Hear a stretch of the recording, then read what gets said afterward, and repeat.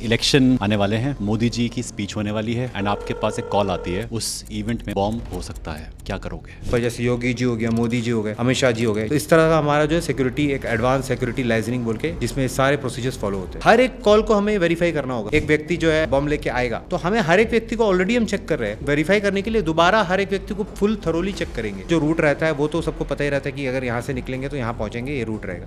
लेकिन उसके अलावा एक कंटीजेंसी रूट होता है जो सबको नहीं पता रहता। जो लोग पीछे खड़े होते हैं ग्लास पहन के, वो चश्मा क्यों पहनते हैं? वो आंखें कहाँ देख रहे हैं, सामने वालों को नहीं पता चलना चाहिए कि वो कहाँ देख रहे हैं। राजीव गांधी जी का असैसिनेशन हुआ था, उस टाइम पे चूक कहाँ से हुई थी? उस समय सर हम लोग को पहले से इन्फॉर्मेशन था कि राजीव गांधी के ऊपर अटैक होने वाला है। थी इन्फॉर्मेशन? हाँ। एनएसजी का सिलेक्शन प्रोसेस तो बहुत टफ होता है। सबसे बड़ा फियर क्या होता है? कोर्स में जब हम लोग घुसे 2 मिनट का मौन रखने बोला, हमने क्यों सर? बोला क्योंकि पिछले बैच में एक बच्चा, एक कैडेट जो था शहीद हो गया, ट्रेनिंग में शहीद हो गया। बोला हाँ। जो सेलिब्रिटीज के सिक्योरिटी या बॉडीगार्ड होते हैं उनमें क्या लूपहोल्स होते हैं? लूपहोल्स नहीं है सर, उसमें कुछ सही नहीं है। पहला बात तो राउंड्स भी वेपन में नहीं डालते हैं पुलिस वाले। क्यों सर? एक पनिशमेंट है, अगर बाई चांस आपका राउंड घूम गया ना, आप सस्पेंड है नौकरी से। आपका नौकरी सस्पेंड है, आपका बेल्ट जमा करना पड़ेगा आपको। पुलिस में रिवॉर्ड्स कम है सर, पनिशमेंट ज़्यादा है। आपके एक्सपीरियंस में सबसे बेस्ट पुलिस स्टेट कौन सी है? 10 लाख कम पुलिस फोर्स है हमारे पास जितनी होनी चाहिए जितनी यूएन के हिसाब से। दिल्ली पुलिस के एक सब इंस्पेक्टर के पास आज के डेट में 80 केस फाइल है। आप 80 केसेस कैसे याद रख सकोगे? एनएसजी और इंडियन आर्म्ड फोर्सेस को सरकार का पूरा इकोसिस्टम सपोर्ट मिलता है।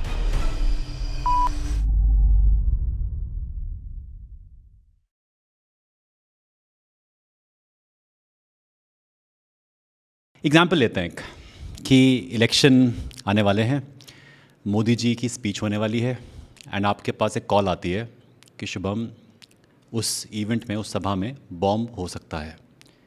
आप as a head of operations क्या करोगे? सर हमारे पास इस तरह बहुत सारे कॉल्स आते हैं। अगर कुछ भी, बहुत सारे होक्स कॉल भी आते हैं कि ये हो सकता है, लेकिन हम लोग क्या हर एक कॉल पे चांस लेते हैं। जो हर एक कॉल पे उसको पहले ट्रेस करते हैं कहाँ से आया है। उसके बाद अपना जो सिक्योरिटी प्रोटोकॉल है, हमेशा से एक वीआईपी आने का पहले एएसएल होता है, एक एडवांस सिक्योरिटी लाइजनिंग मीटिंग, जिसमें ऑल द स्टेक होल्डर्स, जो गवर्नमेंट के स्टेक होल्डर्स हो गए, नेवी, आर्मी, जो भी इन्वॉल्व है उस इवेंट के, उस सब के हेड वहाँ पे बैठेंगे और वहाँ पे डिस्कस होगा, रूटीन फॉलो होगा कि कैसा रूटीन फ्लो होगा, इवेंट का फ्लो कैसा होगा, अपना जो वीआईपी कब निकलेगा वहाँ से, अपने घर से कब निकलेगा, कौन से रूट फॉलो करेगा, कंटीजेंसी कौन सा रूट कौन सा रहेगा, वो सब एएसएल मीटिंग में फॉलो होता है। कंटीजेंसी रूट के बारे में बहुत कम जन को पता रहता है। जो उनके जो मेन जो क्लोज प्रोटेक्शन ग्रुप है, जो एसपीजी है, उनको पता रहता है कि इनका कौन सा रूट रहेगा और कंटीजेंसी रूट रहेगा मेनली। जो नॉर्मल जो रूट रहता है वो तो सबको पता ही रहता है कि अगर यहाँ से निकलेंगे तो यहाँ पहुँचेंगे, ये रूट रहेगा। लेकिन उसके अलावा एक कंटीजेंसी रूट होता है जो सबको नहीं पता रहता। जो उनके क्लोज जो सिक्योरिटी टीम के है, अब उनको ही पता है कि ये कौन सा सिक्योरिटी ग्रुप रूट रहेगा जहाँ से हम लेके आएंगे उनको। और एक रहता है सेफ हाउस। अगर कुछ भी होता है, अगर ड्यूरिंग द इवेंट या तो रास्ते पे कुछ भी अगर अनहोनी होता है तो हमें उस सेफ हाउस में पहुंचना है। उसका भी एक रूट बनता है कि आप कैसे सेफ हाउस पे पहुंचेंगे। वो सेफ हाउस डेजिग्नेटेड रहेगा, वो भी बहुत कम जन को पता रहेगा कि सेफ हाउस कहाँ है वीआईपी का। तो इस तरह का हमारे इवेंट का प्लानिंग होता है। रूफ टॉप अरेंजमेंट होता है। हर एक रूफ में एक आदमी बैठे रहेगा विद स्नाइपर, और हर अगल बगल के सारे बिल्डिंग्स में पहले तो ये होगा, उनका कॉर्डन ऑफ होगा, सारे बिल्डिंग का सर्च होगा, वो बिल्डिंग्स में कौन रह रहे हैं उनका वेरिफिकेशन होगा। अगर कोई अगल बगल होटल है, सारे होटल रूम्स का चेकिंग होगा। होटल रूम्स में कौन आके गेस्ट रुका हुआ है उसका पूरा बैकग्राउंड चेक होगा। ये बहुत बड़ा प्रोसीजर है जिसके बहुत बारीकी से फॉलो किया जाता है। खासकर कि जो हमारे जो मेन थ्रेट है जिनके ऊपर, जैसे योगी जी हो गया, मोदी जी हो गए, अमित शाह जी हो गए, जो इनका बहुत सख्ती से इस का पालन होता है। तो इस तरह का हमारा जो है सिक्योरिटी एक एडवांस सिक्योरिटी लाइजनिंग बोल के जिसमें सारे प्रोसीजर्स फॉलो होते हैं। बट कैसे डिसाइड करना कि जो कॉल है वो वाकई में असली थी या फिर फर्जी थी? हर एक कॉल को हमें वेरीफाई करना होगा। हर कॉल को, चाहे कोई भी कॉल आ जाए। यहाँ पे एक व्यक्ति जो है बॉम्ब लेके आएगा तो हमें हर एक व्यक्ति को ऑलरेडी हम चेक कर रहे हैं। हाँ, उसको वेरीफाई करने के लिए दोबारा हर एक व्यक्ति को फुल थरोली चेक करेंगे कि हर एक कोई भी एक व्यक्ति, भले ही वो वहाँ का स्टाफ हो, काम करने, वो अगर अपना बाल्टी में भी कुछ लेके जा रहा है, खाना बनाने के लिए अगर कुछ लेके जा रहा है, वेसल लेके जा रहा है, वेसल का आना जाने का जितना बार भी होगा सबका टाइम चेक होगा। निकाल के अगर वो ग्रेवी भी होगा उसमें चम्मच डाल के देखा जाएगा अंदर ग्रेवी के अंदर क्या है। इवन इस तरह का सिक्योरिटी जो है फॉलो करते हैं। अगर उनका प्लान अगर ऐसा हो कि आपको भटकाया जाए इस चीज़ में और अटैक कहीं और से किया जाए, ऐसा भी होता है? कहीं वही तो बोल रहा हूँ, पूरा पूरा अगर पूरा वेन्यू को हम लोग हर जगह से 200 मीटर 300 मीटर 400 मीटर में पूरा खंगाल देते हैं। अगर ये एक वीआईपी आने के पहले पूरा खंगाल देते हैं कि कहाँ से कुछ अटैक ना हो, उस तरह हम लोग फिर भी करते हैं। लेकिन अगर फिर भी अगर अटैक हो गया, जैसे ट्रम्प के ऊपर आपने देखा अटैक हुआ, जो डोनाल्ड ट्रम्प के ऊपर अटैक हुआ, वो कितना बड़ा चूक था, क्योंकि वो जो अटैक हुआ है वो रूफ टॉप से हुआ है, और रूफ टॉप उसके मतलब उसका अरेंजमेंट ठीक नहीं था, रूफ टॉप का चेकिंग नहीं किया गया था, इसलिए उसका रूफ टॉप से उनके ऊपर अटैक हुआ था स्नाइपर। यूएस जैसी लाइक उस देश में एंड ट्रम्प जैसे शख्सियत के पास इतना प्रोटोकॉल नहीं था। What do you नहीं feel? था, वो तब वो प्रेसिडेंट नहीं थे, तो इसलिए उनको जो आप सिक्योरिटी भी देखा जाए उनका, वो लेडी सिक्योरिटी जो उनको मिला था वो भी ट्रेंड नहीं थे। आप देखे होंगे वो वीडियो में, वो जो ट्रम्प के अटैक होने के बाद वो 3 सेकंड तक कोई उसको डक डाउन करने के लिए नहीं था, कोई सिक्योरिटी उसके पीछे ही नहीं था जो उसे डक डाउन करे, और जबकि वो खुद डक डाउन हुआ है, और उसके बाद भी वो लेडी ऑफिसर आप देख रहेंगे वो अपने जो हॉलिस्टर से पिस्तौल नहीं निकाल पा रही थी, उसका हाथ काँप रहा था, उसका हाथ से पिस्तौल स्लिप हो गया, उसके बाद 2-3 बार ट्राई करने के बाद पिस्तौल निकला। तो ये सब दिखाता है कि they are not trained enough for this type of contingency, और वो खुद उनको गाड़ी तक लेके जाने के लिए कम से कम 12 से 13 सेकंड लगा, जबकि ये एनएसजी एसपीजी होता कम से कम 3 सेकंड में वो गाड़ी के अंदर होते, और डक डाउन भी कोई नहीं किया। जबकि एक प्रोटोकॉल रहता है कि जब भी आपका प्रेस वीआईपी स्पीच देता है, उसके जस्ट पीछे एक सिक्योरिटी ऑफिसर आप देखे होंगे खड़े रहेगा। कुछ भी होता है तो सबसे पहले उसका काम रहेगा कि वीआईपी को डक डाउन करे और वहाँ से लेके निकले, लेकिन वो वीआईपी ट्रम्प वहीं पे खड़े थे और हाथ उठा रहे थे, उनको डक डाउन भी नहीं कर पाए, वो हाथ उठा रहे थे, अब देखे होंगे वीडियो, हाथ उठा रहे थे। तो वो अगर स्नाइपर कोई और जगह स्नाइपर बैठे रहता, वो एम ले लेता। तो ये कितना बड़ा सिक्योरिटी ब्रीच था कि गोली चलने के बाद भी वो डक डाउन नहीं हो पाया, ट्रम्प डक डाउन नहीं हो पाया। जो लोग पीछे खड़े होते हैं ग्लास पहन के, राइट, कान में लगा हुआ होता है, सब राइट, बातें हो रही होती हैं कि राइट, हाँ यहाँ देखो वहाँ देखो, वही होते हैं लोग, राइट, सेफ्टी वाले। यस, वही है ट्रेन कमांडोज जो पीछे रहते हैं, और जो उनका काम चश्मा, वो चश्मा क्यों पहनते हैं? वो स्टाइल के लिए नहीं नहीं पहनते। कि आंखें वो ना देख आंखें पाए। कहाँ देख रहे हैं सामने वालों को नहीं पता चलना चाहिए कि वो कहाँ देख रहे हैं, वो किधर भी देख सकते हैं। तो अगर सामने कोई थ्रेट है, वो उसको ऑब्जर्व कर रहा है, अगर वो चश्मा नहीं पहना है तो उसको पता चल जाए कि ये बंदा वहाँ देख रहा है, अभी मैं अटैक कर सकता हूँ। तो यही रीज़न है वो चश्मा पहनते हैं। इंटरेस्टिंग। जो राजीव गांधी जी का असैसिनेशन हुआ था, उस टाइम पे चूक कहाँ से हुई थी? उस समय सर हम लोग को पहले से इन्फॉर्मेशन था कि राजीव गांधी के ऊपर अटैक होने वाला है। थी इन्फॉर्मेशन? हाँ, इन्फॉर्मेशन थी, फिर? और इंटेलिजेंस यूनिट को इन्फॉर्मेशन थी कि ऐसा कुछ होने वाला है। फिर लेकिन फिर भी राजीव गांधी को मना किया गया है, सर आप वहाँ पे उस स्पीच देने मत जाइए, हमें ऐसा इन्फॉर्मेशन है। लेकिन फिर भी राजीव गांधी ने प्रोटोकॉल का उल्लंघन करते हुए वो स्पीच देने गए और वो हादसा हुआ। इसी तरह बहुत सारे वीआईपीज़ जो है नहीं मानते सर, प्रोटोकॉल्स को नहीं मानते। अगर देखा जाए तो मोदी जी भी सामने बैठ के जाते हैं वीआईपी की गाड़ी में, अपनी गाड़ी में आप देखे होंगे मोदी जी सामने बैठ के जाते हैं।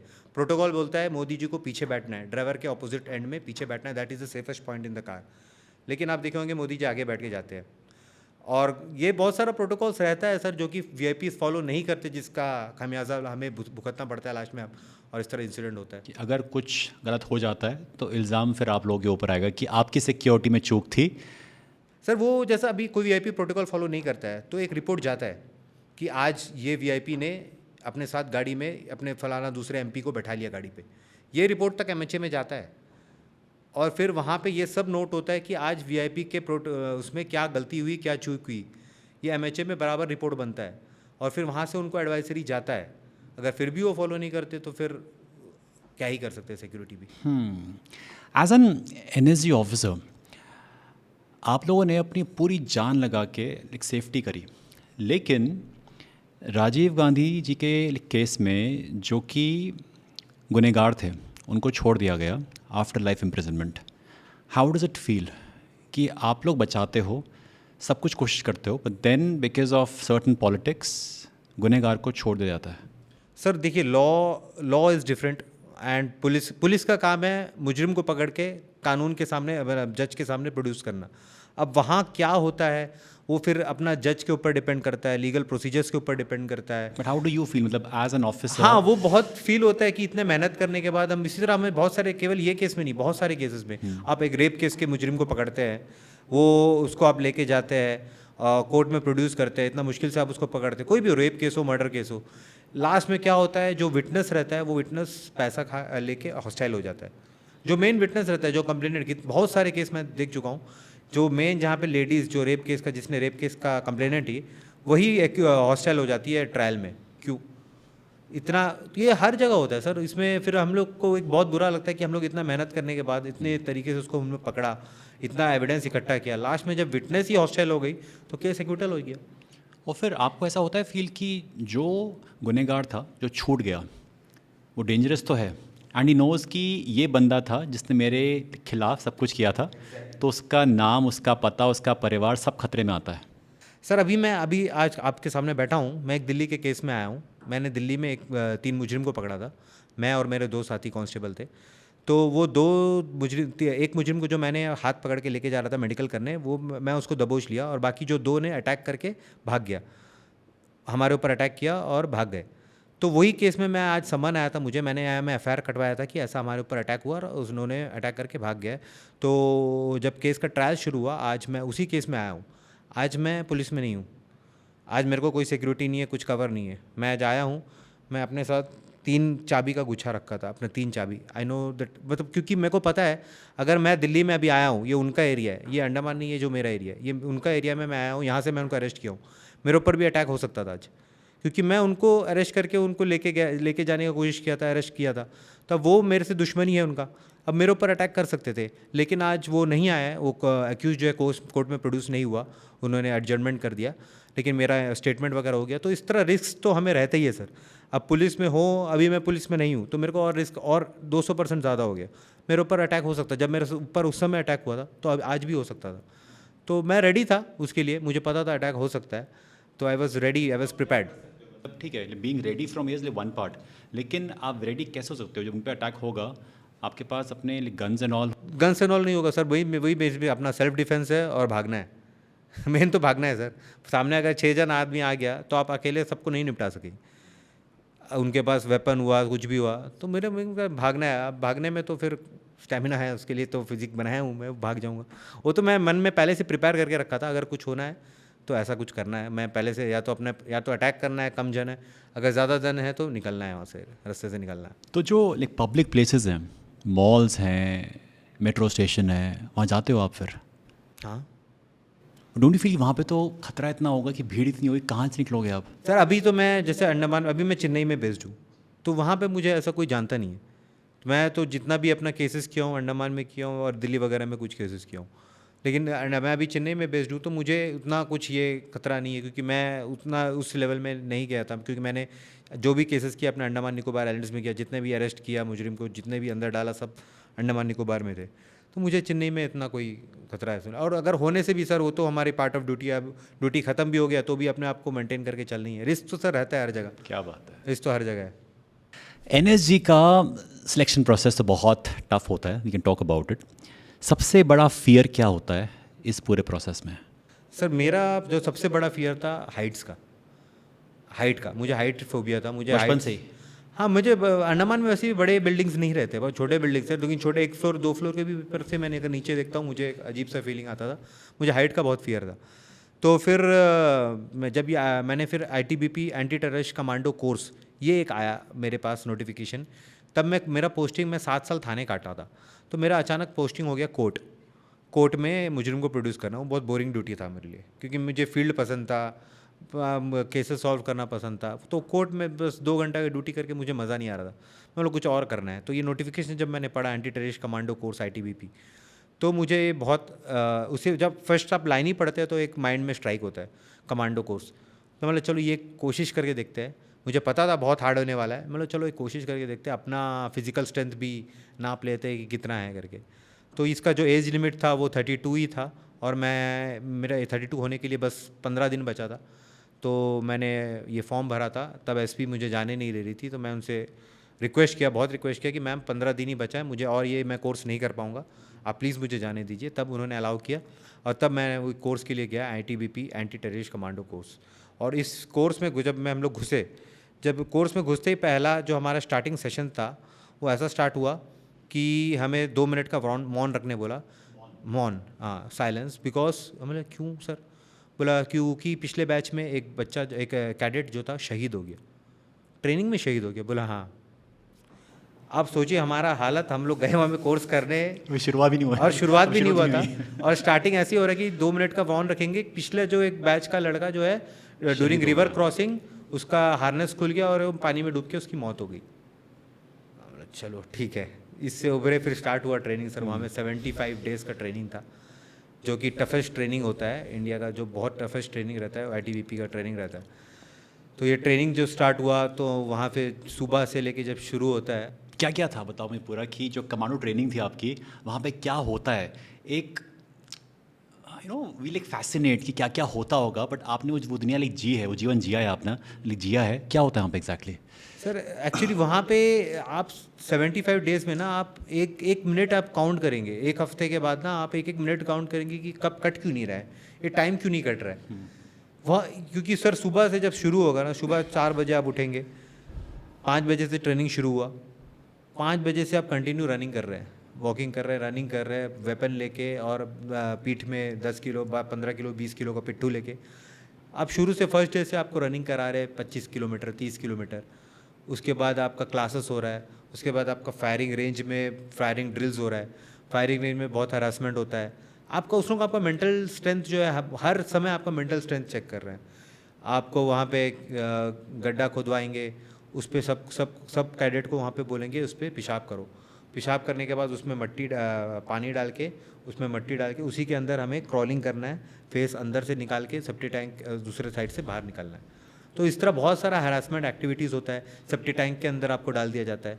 अगर आप कुछ भी, आपका टोली ने कुछ भी गलती किया तो आपको सेप्टिक टैंक के अंदर, जिसमें ह्यूमन वेस्ट है, उसमें आपको डाल दिया जाता है और वहाँ से दूसरे एंड से निकलना है। आप गए उसके अंदर? हाँ, ये सब ट्रेनिंग का पार्ट है सर। और उसके बाद हमें बहुत कुछ सिखाया गया। IED बनाना सिखाया गया, IED डेटोनेट करना सिखाया गया।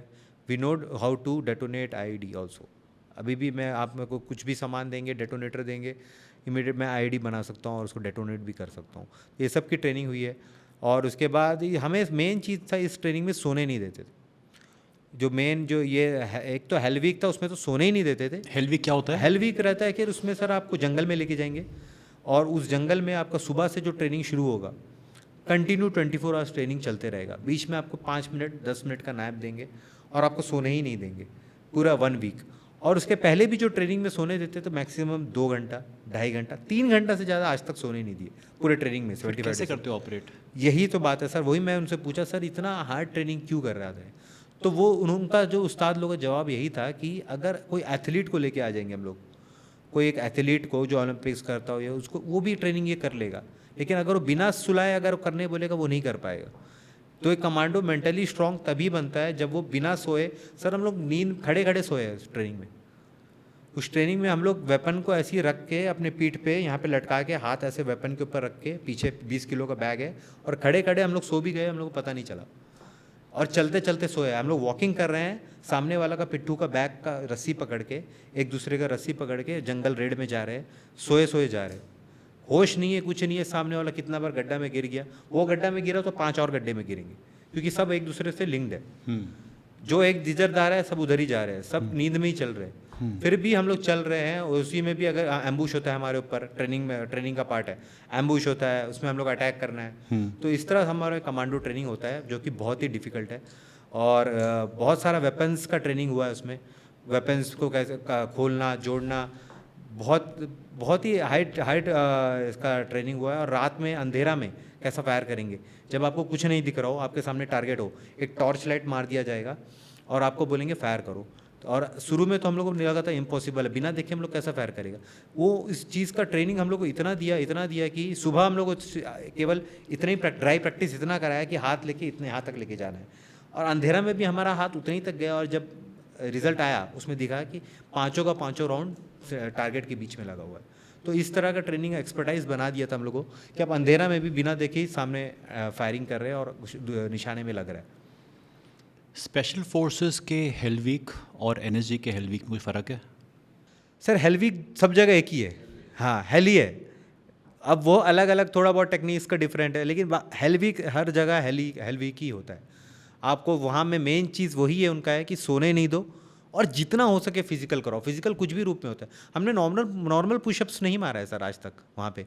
नॉर्मल पुशअप्स तो बोलते कोई भी मार लेगा यार। जिम में तुम जिम जाते हो ना, कितने जन मार लोगे? केवल नक्कल में पुशअप, ये देखिए सर अभी भी काला है ये दो पार्ट पे ऊपर पूरा बॉडी का वेट रख के नकल पुशअप्स मारते हैं। ये अभी भी काला है, देखिए इफ यू दोनों could show it to the camera. ये अभी भी काला है दोनों। अभी भी मैं नकल पुशअप्स मारता हूँ, नॉर्मल पुशअप्स नहीं मारता हूँ मैं।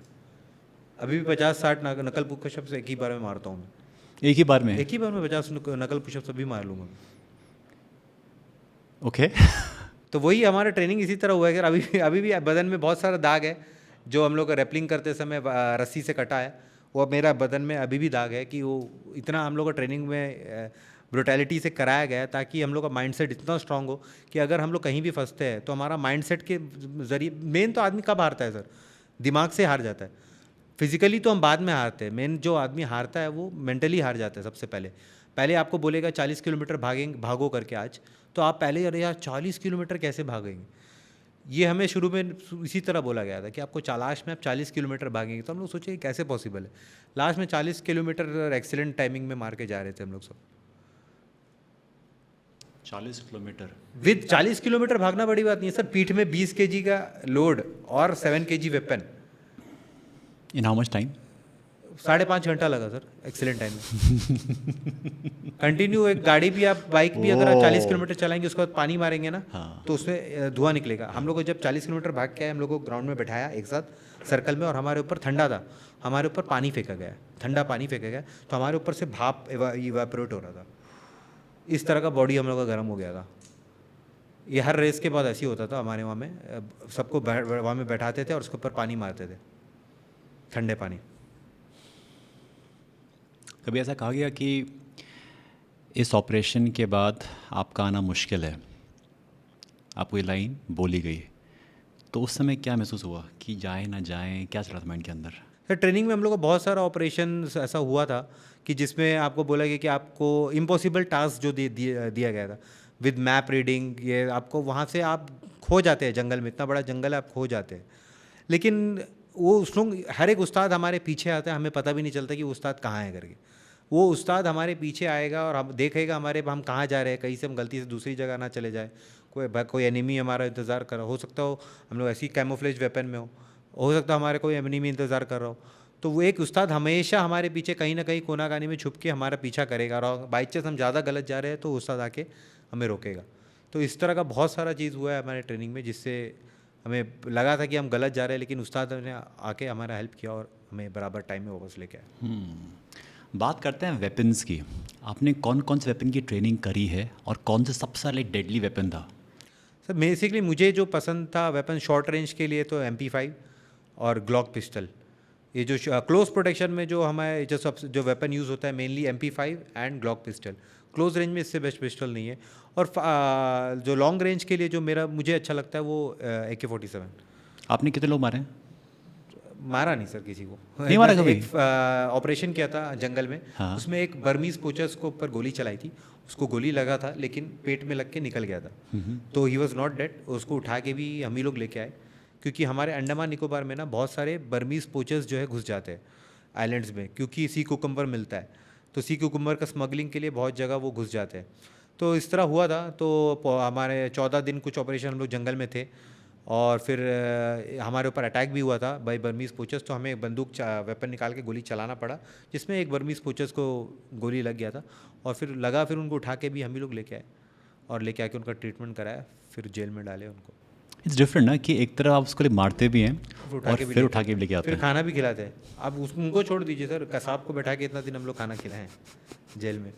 ह्यूमन राइट्स रहता है, अब ह्यूमन राइट्स को तो वायलेट नहीं, भले वो टेररिस्ट हो, लेकिन अब खाना खिलाना तो फ़र्ज़ है हमारा। कैसा फील होता है जब ह्यूमन राइट्स कहता है कि चलो कसाब कसाब है बट इंसान तो इंसान है? कसाब तो बहुत दूर की बात है सर। आप कोई चोर को भी पकड़ो ना, कोई चोर को अगर आप कोई केस में पकड़ते हो, आपको पता है ये चोरी किया है, उसको आप पूछेंगे भाई चोरी कहाँ है, चोरी का माल कहाँ है, बता दो, तो वो बताएगा? आपको लगता है? नहीं बताएगा। और इतना हमारा ह्यूमन राइट्स ने हाथ बांध रखा है ना, थाना में हर जगह कैमरा विद साउंड रिकॉर्डिंग। आप कैसा केस सॉल्व करोगे? आपको पता है ये आदमी चोरी किया है, CCTV में दिख रहा है ये आदमी चोरी किया है, लेकिन चोरी आप प्रूफ तब कर पाओगे जब चोरी का माल मिलेगा। आप मर्डर तब प्रूफ कर पाएंगे जब आपको बॉडी या मर्डर वेपन मिलेगा। तो वो जब तक हमको नहीं मिलेगा, उसके लिए हम लोग को क्या करना पड़ेगा? उसके लिए तो हमें कुछ तो तरकीब अपनाना पड़ेगा कि वो कुछ बोले मुंह से अपना। तो ह्यूमन राइट्स एक तरफ से अच्छा भी है, कुछ हद तक अच्छा है, लेकिन अब बहुत ज़्यादा हो गया है। पुलिस को काम करने में बहुत दिक्कत होता है ये ह्यूमन राइट्स के चलते। ये ऑब्जर्व किया है कि जो स्पेशल फोर्सेस हैं वो नॉर्मली जो AK-47 है वो यूज़ करते हैं, एंड जो NSG हैं दे यूज़ मोर एडवांस वेपन्स। ऐसा क्यों है? स्पेशल फोर्सेस सर, देखिए स्पेशल फोर्सेस का काम है जंगल में ऑपरेशन करना, लॉन्ग रेंज वेपन्स। एनएसजी का काम है मैक्सिमम जो है close protection, high profile VIP clients.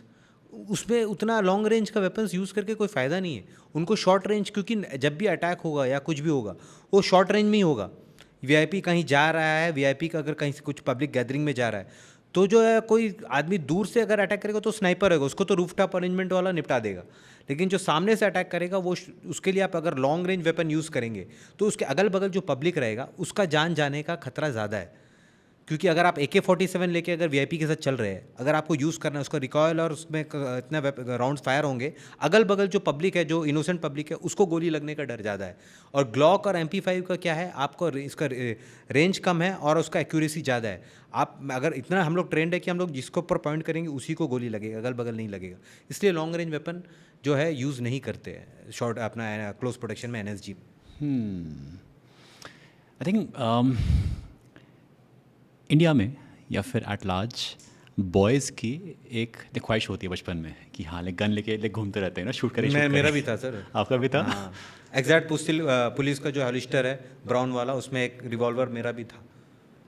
तो जब फर्स्ट टाइम अपने आपके हाथ में बंदूक आई तो कैसी फील आई थी? बहुत अमेजिंग फीलिंग आया था और बचपन वाला फीलिंग यहाँ गया था।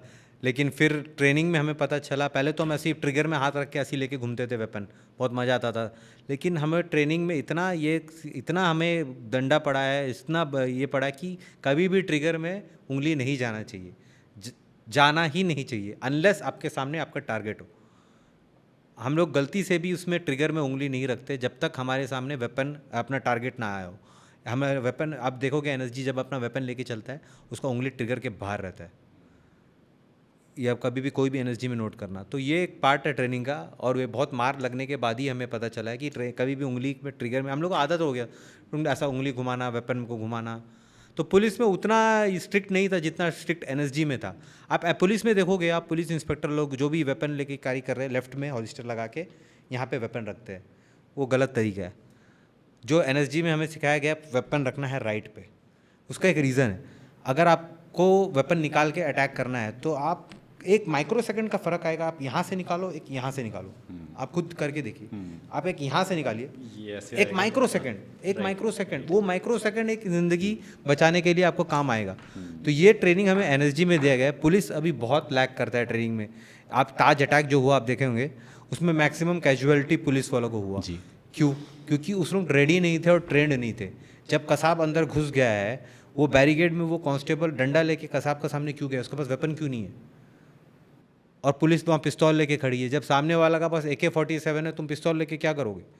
तुम्हारे पास AK-47 क्यों नहीं है? बुलेट प्रूफ जैकेट क्यों नहीं है? जो एक कांस्टेबल शहीद हुआ है, वो बेचारा कांस्टेबल डंडा लेके कसाब के सामने चले गया ताकि जाकि बाकी लोग का जान बच सके, और कसाब ने सारा राउंड उसके ऊपर फायर कर दिया। वो डंडा लेके क्यों? सर टेररिस्ट अटैक हुआ है आपके सिटी में, आप डंडा लेके क्या करोगे? आप ट्रेंड है, आपके हाथ में AK-47 इंसास SLR क्यों नहीं है? तो ये ट्रेन उस लोग रेडी ही नहीं थे इस तरह सिचुएशन के लिए। अभी भी आप देखोगे जो सलमान खान को Y+ सिक्योरिटी मिला है, उसमें जो पुलिस वाले जो है मुंबई पुलिस के है, वो NSG नहीं है, मुंबई पुलिस के, उनका वेपन पकड़ने का तरीका, MP5 लेके एक हाथ से लेके चल के ऐसे आ रहे हैं, AK-47 लेके क्लोज प्रोटेक्शन में चल रहे हैं। वो तरीका जो उनका गन पकड़ने का तरीका, बट बंद है, MP5 का बट बंद है। MP5 का बट जब तक खुला नहीं रहेगा तब तक आप फायर ही नहीं कर पाएंगे। अगर आप फायर करने की कोशिश भी करोगे, अगल बगल के लोगों को गोली लग जाएगा, क्योंकि एक्यूरेसी नहीं है। जब तक आपका बट यहाँ पे लगेगा नहीं, आप यहाँ पे एम नहीं ले पे वहाँ पे मार नहीं सकोगे। और यहाँ पे जो मैंने एक वीडियो भी बनाया है, सलमान खान का Y+ security is not safe at all. उनका वजह, आप बाबा सिद्दीकी का मर्डर कैसा हुआ? 2 पुलिस वाले उसके साथ, उनके वो एक्स सिक्योरिटी था, Y सिक्योरिटी था, तो उनको क्यों मार के चले गए? पुलिस वाला, उनका रिपोर्ट आया, मैं पढ़ रहा था, वो वेपन ही नहीं निकाल पाया, पुलिस वाला अपना पिस्तौल ही नहीं निकाल पाया सामने अटैक करने के लिए। क्यों? क्योंकि उनका ट्रेनिंग ही नहीं हुआ है सर। जो पुलिस में नॉर्मली एक बार ट्रेनिंग हो गया, पुलिस का training is not that strict. उनका जब इनको आप सिक्योरिटी सेल में डाल रहे हो, क्लोज प्रोटेक्शन में डाल रहे हो, तो उनको एक बार एनएसजी भेज के ट्रेनिंग तो करवाओ। वो उनको ट्रेंड ही नहीं है। इसी रीज़न था बाबा सिद्दीकी की मौत का, क्योंकि पुलिस वाला रिएक्ट नहीं कर पाया, वो पिस्तौल ही नहीं निकाल पाया, सामने वाला कट्टा से मार के चले गया और ये पिस्तौल नहीं निकाल पाया अपना। अगर वो पिस्तौल निकाल पाता सही टाइम पे तो वो मार देता। ये जो फ़र्क होता है सिक्योरिटी के लेवल्स में Z+, Y+, X+, क्या होता है हमें नहीं पता। सर स्मॉल जो सबसे छोटा है वो एक्स रहता है, X security, X Y plus Z and Z+। क्या फ़र्क होता है इसमें पर्सन्स का फ़र्क है सर, और कुछ नहीं है। जैसे 2, 5, 9, 11, 55 इसी तरह फ़र्क है। जैसे अच्छा। सबसे Y+ को 55 सिक्योरिटी मिलते हैं, जो सबसे Z+ को जो है उसको 55 सिक्योरिटी मिलते हैं। उसका नीचे आपका जो X का 2 है, Y का 5 है, फिर 9 है, 11, ऐसा है। सिक्योरिटी पर्सनल्स का फ़र्क है। उसका फ़र्क नहीं है कि वो कितने कॉम्पिटेंट हैं। थ्रेट परसेप्शन का है सर। अभी जैसा जिसको एक्स मिल रहा है ना, वो ये सब MHA में रिपोर्ट बनता है। जैसा आपको जान से मारने की धमकी आया है, जैसा तो आपका पहले वहाँ आकलन होगा कि आपको किस तरह का सिक्योरिटी चाहिए, आपको कितना थ्रेट है, आपका लेवल ऑफ थ्रेट कितना है, तो उस हिसाब से आपको सिक्योरिटी अलॉट होता है कि आपका चलो एक्स है। अभी सलमान खान को इतना जो अभी धमकी मिल रहा है, उसके घर के सामने अटैक हुआ, तो इसको जाके Z+, Y+ सिक्योरिटी मिला, तो उसको सबका परसेप्शन है कि इसको कितना MHA में इसका रिपोर्ट बनता है, लोकल स्टेट पुलिस अपना रिपोर्ट देता है कि हाँ भाई इसको इतना थ्रेट है, इसको प्रोटेक्शन मिलना चाहिए। बट सभी केसेस में जो पुलिस वाले ही होंगे जो आपकी सिक्योरिटी करेंगे। Exactly, except for ministers and all, उनको NSG लेवल और CRPF का कवर मिलता आपका Z+ है। Z+ है। Z+ में अपार्ट फ्रॉम पुलिस जो आपके NSG हैं, Z+ में पुलिस नहीं रहता, उसमें NSG रहता है। NSG रहता है। और CRPF के कमांडो से जो ट्रेंड है क्लोज प्रोटेक्शन में, वो लोग तो जो हर मिनिस्टर है उनको मिलता है, या फिर सपोज जो स्टार मिनिस्टर्स हैं जैसे मोदी जी हैं या फिर योगी जी हैं, अमित शाह जी हैं, इनको ही मिलता थ्रेट परसेप्शंस के ऊपर है। जिसका कम जो ज़्यादा कुछ नहीं है उनको लेकिन जिस मैक्सिमम जो कैबिनेट मिनिस्टर्स हो गया उनको मिलता है, और लेकिन जिसका थ्रेट परसेप्शन कम है उनको कम वाला मिलता है, लेकिन मिलता ज़रूर है। कोई ऐसा ऑपरेशन या फिर जहाँ पे Z+ सिक्योरिटी होने के बावजूद भी कुछ जान गई थी? जान तो नहीं की थी सर अटैक, लेकिन आप देखोगे अभी एक थोड़े दिन पहले एक अपना मोदी जी के रोड शो में मोदी जी बाहर निकल के वेव कर रहे थे, अचानक एक मोबाइल फ़ोन उड़ के आता है, तो NSG ने उसको हवा में ही, कमांडो ने हवा में ही रोक के उसको फेंकते। तो इस तरह बहुत इंसिडेंट, स्टेज में कोई भाषण दे रहा है, आदमी लोग कूद के जाके ऊपर स्टेज में चढ़ने चाह रहे, तो NSG ने एक हाथ से पकड़ के उसको बाहर फेंका, कूद के। जिसमें एक माइक्रो सेकेंड्स का फ़र्क रहता है, उसमें से रिएक्शन देना होता है, जो NSG ने बहुत बार शो किया है कि why they are the best in the industry. But फिर भी मिनिस्टर्स नहीं मानते ना, फिर भी उनको हाई करना होता है। बहुत बड़ा थ्रेट है सर। इस तरह जो इस लोग कभी भी प्लान चेंज जान करते थे, आपकी जाती है बीच में। गाड़ी रोक करेंगे सर, रोक नहीं। मोदी जी बहुत बार ऐसा किया, अनप्लान गाड़ी रोक दिए और बोलेंगे मुझे उनसे मिलना है, वो मुझे उस क्राउड में जाना है। मोदी जी जाके वो क्राउड में मिले, और वो सेफ नहीं था। वो सेफ है ही नहीं सर, वो सेफ कुछ नहीं हुआ तो बहुत अच्छी बात है।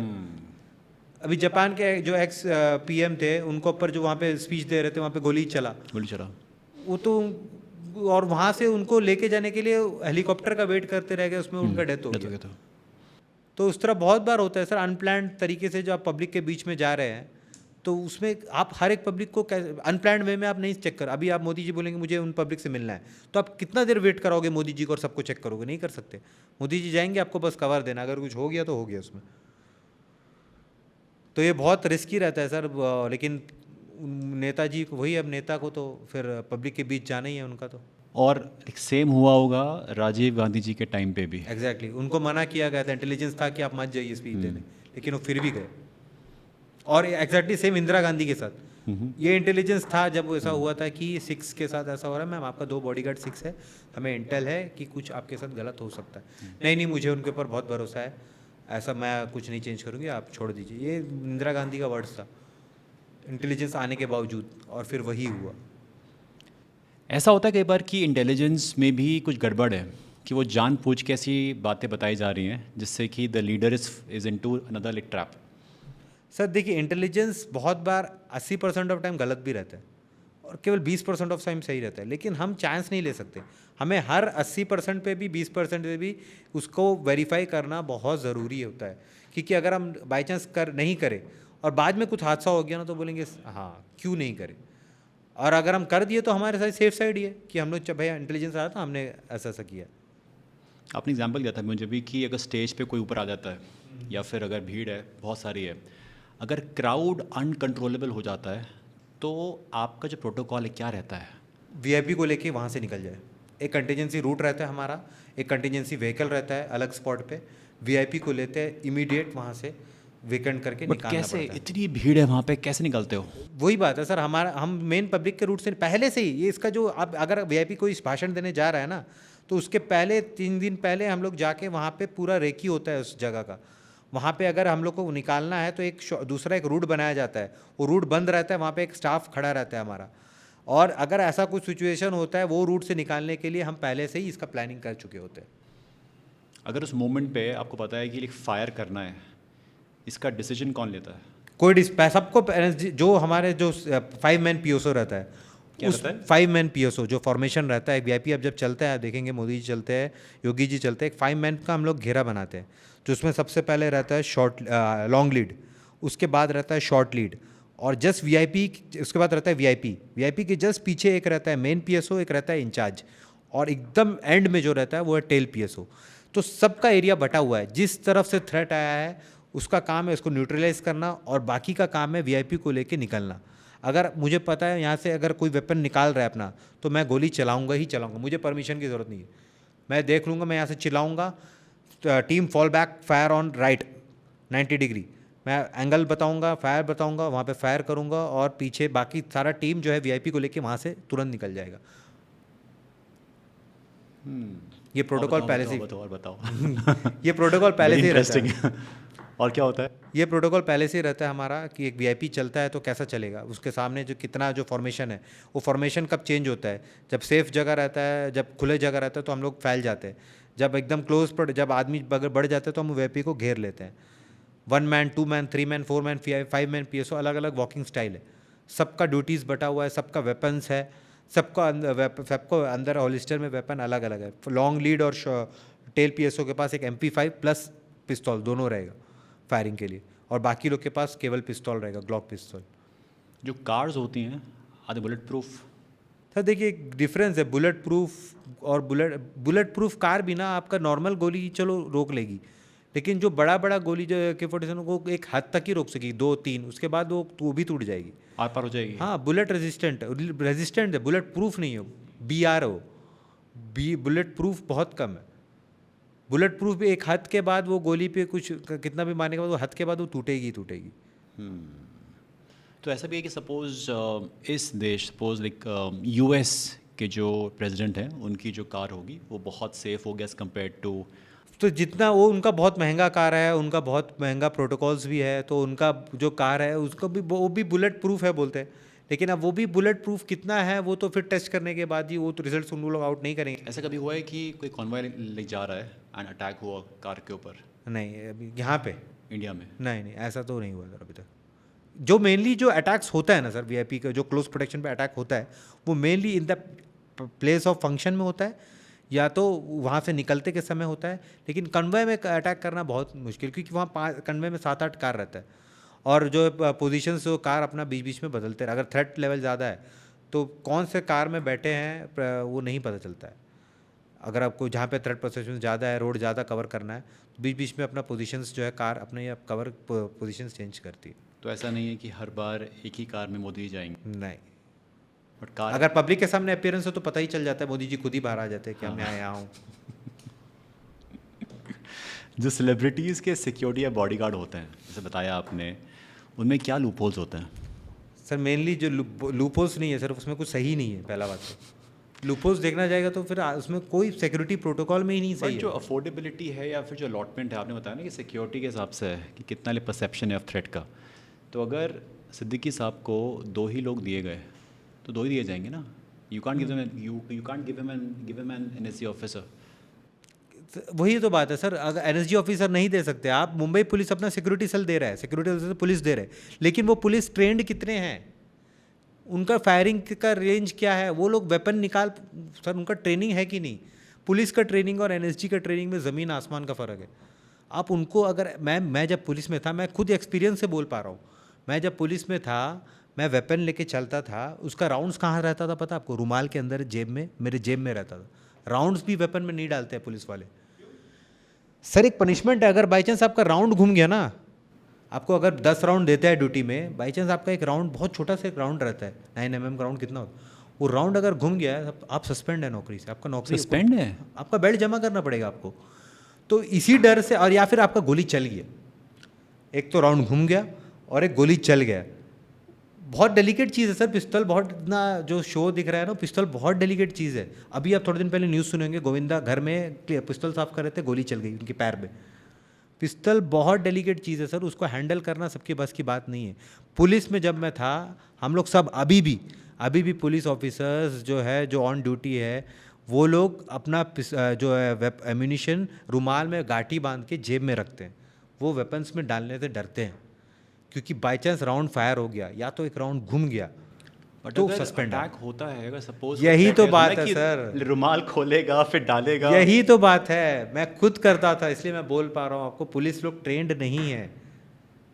ट्रेन के उनके लिए अलाउ ही नहीं किया हुआ है, तो कैसे करेंगे? अलाउड है, तुम अपने रिस्क पे करो। अगर अच्छा। तुम इतना, अब मुझे एनएसजी में जाने के बाद सेल्फ कंट्रोल कह रहे हो आप? अब मुझे एनएसजी में जाने के बाद इतना कॉन्फिडेंस आ गया है कि मैं तो भरा हुआ वेपन लेके घूम रहा था उसके बाद, एनएसजी के बाद। उसके पहले मैं वेपन एम्यूनिशन जो है रुमाल में बांध के अंदर, क्योंकि मुझे कॉन्फिडेंस नहीं था, बाई चांस अगर पिस्तौल चल गया, फायर हो गया या राउंड घूम गया, तो मैं क्या करूँगा? पहले तो बेल्ट सस्पेंड हो जाएगा, पहले तो नौकरी जाएगी, नौकरी जाएगी, सस्पेंड हो जाएंगे सर, चलते रहेगा उसका इंक्वायरी। राउंड घूम गया तो आपको छोटा मोटा बात नहीं सर, अगर फायर हो गया आपने, हाँ? कि किसको मारा आपने? अब कहीं मारने की जरूरत नहीं है। नहीं, जो उनका सवाल ये होगा ना कि आपने मारा किसको? हाँ, आपको मारा किसको, और बोलेगा सर गलती से फायर हो गया, गलती से पुलिस वालों से गलती से फायर, गलती भी तो एक, पुलिस में रिवॉर्ड्स कम है सर, पनिशमेंट ज़्यादा है। रिवॉर्ड्स बहुत कम है, पनिशमेंट बहुत ज़्यादा है। और इसीलिए यही कारण है पुलिस लोग आज भी देखेंगे आप, मेरे को पता है अंदर की बात, वेपन्स में एम्यूनिशन नहीं डालते। अब मुझे नहीं पता बाबा सिद्दीकी के केस में एम्यूनिशन था कि नहीं उसके वेपन। लाइक इमेजिन वहाँ पे उन्हें शूट कर रहा हो, कह रहे भाई रुको रुको रुको, पहले मेरा ये होता है सर, रुमाल खोलता हूँ, ये होता है, ये फैक्ट है, ये फैक्ट मैं आज आपके सामने बोल रहा हूँ, ये होता है। क्योंकि इतना है ना, हम कितने सेफ हैं फिर पुलिस के होते हुए? बहुत सर, क्योंकि ट्रेनिंग नहीं मिल लेता है प्रॉपर। एनुअल फायरिंग बोल के एक चीज़ होता है पुलिस में, वो नहीं होता है। बट आप तो फैन हो सलमान खान के, वहाँ तो सलमान भाई ठक ठक ठक ठक सर करते हैं। फीचर फिल्म में जो दिखाता है, ऐसा असली में नहीं होता है। सिंघम में जो दिखाता है, इतना फायरिंग होता है, ये होता सर, यहाँ हर एक गोली का, जब गोली राउंड फायर होता है ना, उसका जो खाली, जब मैं जंगल पोचिंग में गया था, जो मैंने बर्मीज पे फायर किया था, जंगल में भी मैंने जो फायरिंग किया है, उसका पीछे खाली खोल शेल निकलता है, छर्रा, वो शेल को ढूंढ के ला के जमा करना है। वो जमा नहीं करेगा, उसके ऊपर भी इंक्वायरी बैठ जाएगा। आप सोचिए, आप वहाँ फायरिंग कर रहे हैं जंगल के, घने जंगल में, पानी में, उसमें आपको शेल्स जो उसका गिर रहा है फायरिंग के बाद, वो ढूंढना है। पहले तो उसको पकड़ना है, उसके बाद देखना है भाई शेल्स कहाँ हैं। अगर नहीं है तो उसका फिर एक इंक्वायरी बैठेगा, उसमें स्टेटमेंट देते रहो, हैरेसमेंट अलग। तो इस तरह का आप एक भी फायर कर दिया, आपको उसका बहुत, उसका रिकॉर्ड का हिसाब बहुत देते रहना पड़ेगा। ऐसा हुआ आपके साथ कि आपने कभी किया हो फायर, बट फिर आपको छर्रा ना मिला हो? वो तो फिर हाँ हुआ है, स्टेटमेंट में मैंने अभी ये पोचिंग में हुआ है, मैंने पानी में फायर किया था, मैंने जंगल में फायर किया था। जंगल में इतने बड़े बड़े घने जंगल में आप कहाँ ढूंढेंगे? चल, फिर इंक्वायरी बैठा, पहले तो बर्मीज पोचर पर जो मैंने गोली चलाया उस पर इंक्वायरी बैठा ह्यूमन राइट्स का, कि क्यों चलाया, कैसे सिचुएशन आ गया था चलाने का, कंटिन्यू स्टेटमेंट वेटमेंट, उस तो सब चलते रहेगा सर, पूरा चला वो सब। Apart from what you shared, police का और क्या हाल है? मतलब आई वोंट रीफ्रेम इट, जो भी करंट स्टेट है इंडियन पुलिस की, वो क्या है? सर सबसे पहले पुलिस के ऊपर बहुत वर्कलोड है। जो आप लोग सोचते हैं, पब्लिक सोचते हैं कि पुलिस का काम केवल डंडा चलाना है, दिल्ली पुलिस का एक सब इंस्पेक्टर के पास आज के डेट में 80-90 केस फाइल्स पड़े हैं। उसको खुद नहीं पता उसके पास कितने केस फाइल्स है। कोर्ट से सम्मान आता है, वो केस फाइल उठाता है, देखता है, उसमें लिखता है, अपडेट करता है। आदमी केस फाइल लिखे कि नया केस का तफ्तीश करे, कि मुजरिम ढूंढे, कि लॉ एंड ऑर्डर में देखे, कि बंदोबस्त ड्यूटी में जाए। सर हम लोग बहुत अभी पुलिस का ऊपर बहुत इतना वर्कलोड क्यों, क्योंकि इतना रिक्रूटमेंट नहीं हुआ है। हम लोग अभी भी जो WHO जो अपना UN का जो है नंबर है, उससे 10 लाख पीछे है हम लोग अभी भी। 10 लाख 10 लाख, यस, 10 लाख पीछे है।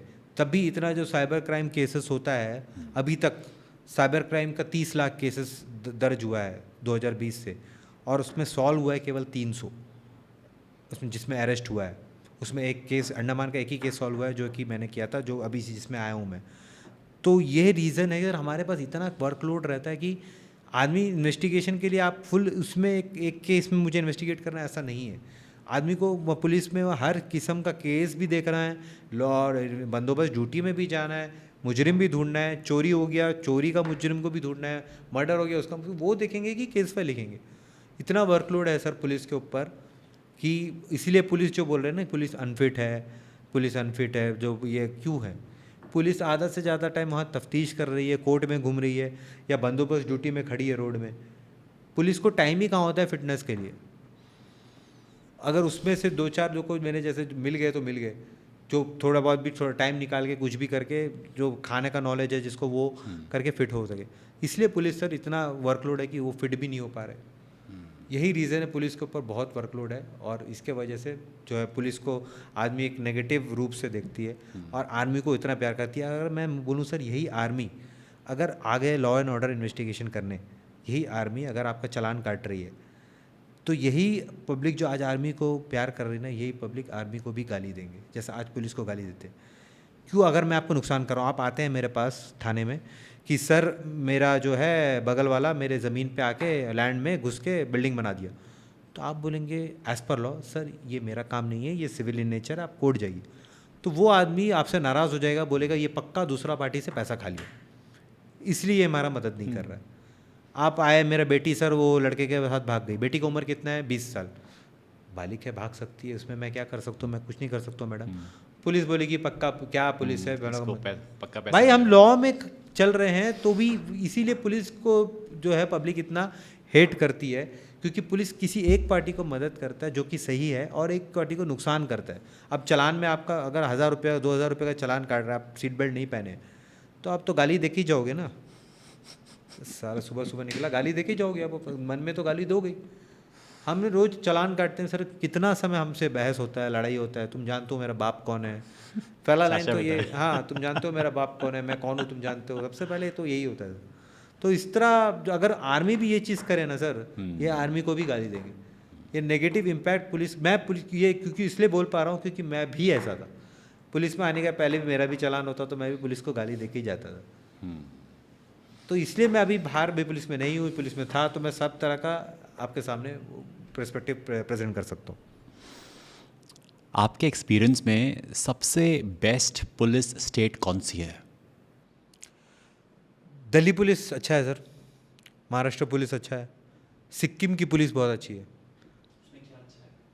केस जो सॉल्व होती है परसेंटेज, क्राइम का सॉल्व करने का परसेंटेज सिक्किम पुलिस का अच्छा है। दिल्ली पुलिस का भी बहुत हद तक, क्योंकि पॉपुलेशन भी मायने रखता है। सिक्किम का पॉपुलेशन कम है, दिल्ली का इतना वास्ट पॉपुलेशन, और कहाँ कहाँ से लोग आते हैं, कैसे ट्रैक करोगे? कैसे ट्रैक करोगे? आप यहाँ से क्राइम करके, यहाँ बाउंड्रीज नहीं है, आप निकल जाओगे। अंडमान निकोबार पुलिस का केस परसेंटेज सॉल्व करने का बहुत ज़्यादा है, क्योंकि वहाँ पे छोटा एरिया है और वहाँ से बाहर जाने के लिए आपको फ़्लाइट ही यूज़ करना है, तो एयरपोर्ट में फंस जाएंगे। लेकिन दिल्ली पुलिस देखा जाएगा सर, अगल बगल बहुत सारा बाउंड्री, आप रोड से कहीं भी जा सकते हो, निकल जाएगा। मुंबई में भी इसी तरह कहीं भी निकल सकते हैं। तो उस हिसाब से देखा जाए तो ये स्टेट्स बेस्ट है। आपने भी कहा था कि 10 लाख कम पुलिस फोर्स है हमारे पास जितनी होनी चाहिए यूएन के हिसाब से, एज पर यूएन। तो apart from number of officers, जो रिसोर्सेज हैं उसमें कितनी कमी होती है? सर बहुत कमी है। आप देख लीजिए ना, 10 लाख अगर कमी है एज़ पर पॉपुलेशन, तो एक इसलिए मैं बोल रहा हूँ ना, दिल्ली पुलिस के एक सब इंस्पेक्टर के पास आज के डेट में 80 केस फाइल है। आप 80 केसेस कैसे याद रख सकोगे कि आज आपको कौन सा केस में और किस केस में आप अपडेट करोगे, किस केस में आप इन्वेस्टिगेशन करोगे? तो आपके पास 80 केस है, तो आपका रिकमेंडेशन क्या है कि सोल्यूशन क्या है? इसका सोल्यूशन ये है कि 2 टीम बनना चाहिए, एक जो है लॉ एंड ऑर्डर देखे और एक केवल इन्वेस्टिगेशंस देखे। ओके। और टाइम लिमिट होना चाहिए सर, 8 घंटा। आप कॉर्पोरेट में 8 घंटा काम करते हो, यहाँ पे पुलिस सर एक यूएन का डेटा है, हम लोग के पास एनसीआरबी का डेटा है, जिसमें दिखा रहा है most 80% of the police works more than 8 hours, around 12 hours. क्यों? क्योंकि वर्क फोर्स की कमी है, यही कारण है, वर्क फोर्स की कमी है। अगर 2 टीम बन जाए और पुलिस का भी टाइम लिमिट हो, तब पुलिस का एफिशिएंसी बढ़ेगा। पुलिस का एक 8 घंटा का ड्यूटी दे दो कि भाई आपका 8 घंटा का ड्यूटी है, और आपका काम केवल इन्वेस्टिगेशन का है। आप थाने में बैठोगे, आपके पास केसेस आएंगे, आप केवल इन्वेस्टिगेट करोगे। दूसरा एक टीम रहेगा, आपका काम है केवल लॉ एंड ऑर्डर मेंटेन करना। कोई बंदोबस्त ड्यूटी हो गया, वीआईपी ड्यूटी हो गया, आप जाओगे। पूजा ड्यूटी होगा, अब पुलिस पूजा का प्रोसेशंस निकाले कि वीआईपी को देखे, कि बंदोबस्त देखे, कि इन्वेस्टिगेट करे। और इसका रीज़न यही कि पुलिस फोर्स की कमी है, रिक्रूटमेंट की कमी है। क्या ज़्यादा इम्पोर्टेंट है, ये जो पूजा, यात्राएं, लोगों का जो समूह इकट्ठा हो जाता है, या जो फालतू के केसेस होते रहते हैं एक दूसरे के ऊपर, उन्हें सॉल्व करें या फिर कुछ और देखें? सभी इंपॉर्टेंट है सर। आप देखे जाएंगे प्रोसेशन इंपॉर्टेंट है। प्रोसेशन में बाई चांस अगर हिंदू का दूसरे एक कम्युनिटी जा रहा है, दूसरा कम्युनिटी से कुछ हो गया, क्लैश हो गया, तो वो बहुत बड़ा राइवलरी हो जाएगा।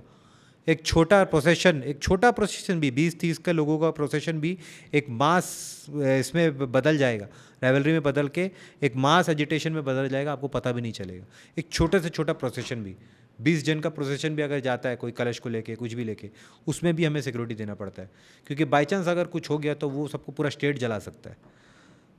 तो उसके हिसाब से, और आजकल आप देखेंगे fake cases, fake rape cases तो इतने फैले हुए हैं, इतना लॉ का फ़ायदा उठाया जा रहा है बाय वुमेन। आप कंटिन्यू आप मीडिया में देखते होंगे कि एक वुमेन जो है अपने आप से रिश्ता, अपने खुद मर्ज़ी से रिश्ता बनाती है, फिर अगले दिन पुलिस के पास जाके 6 आदमी के ऊपर केस रजिस्टर करती है। बाद में पता चलता है कि वो खुद गई थी, और फिर लास्ट में एज़ पर लॉ उनके ऊपर भी केस रजिस्टर होता है, वुमेन के ऊपर फेक केस रजिस्टर करने का।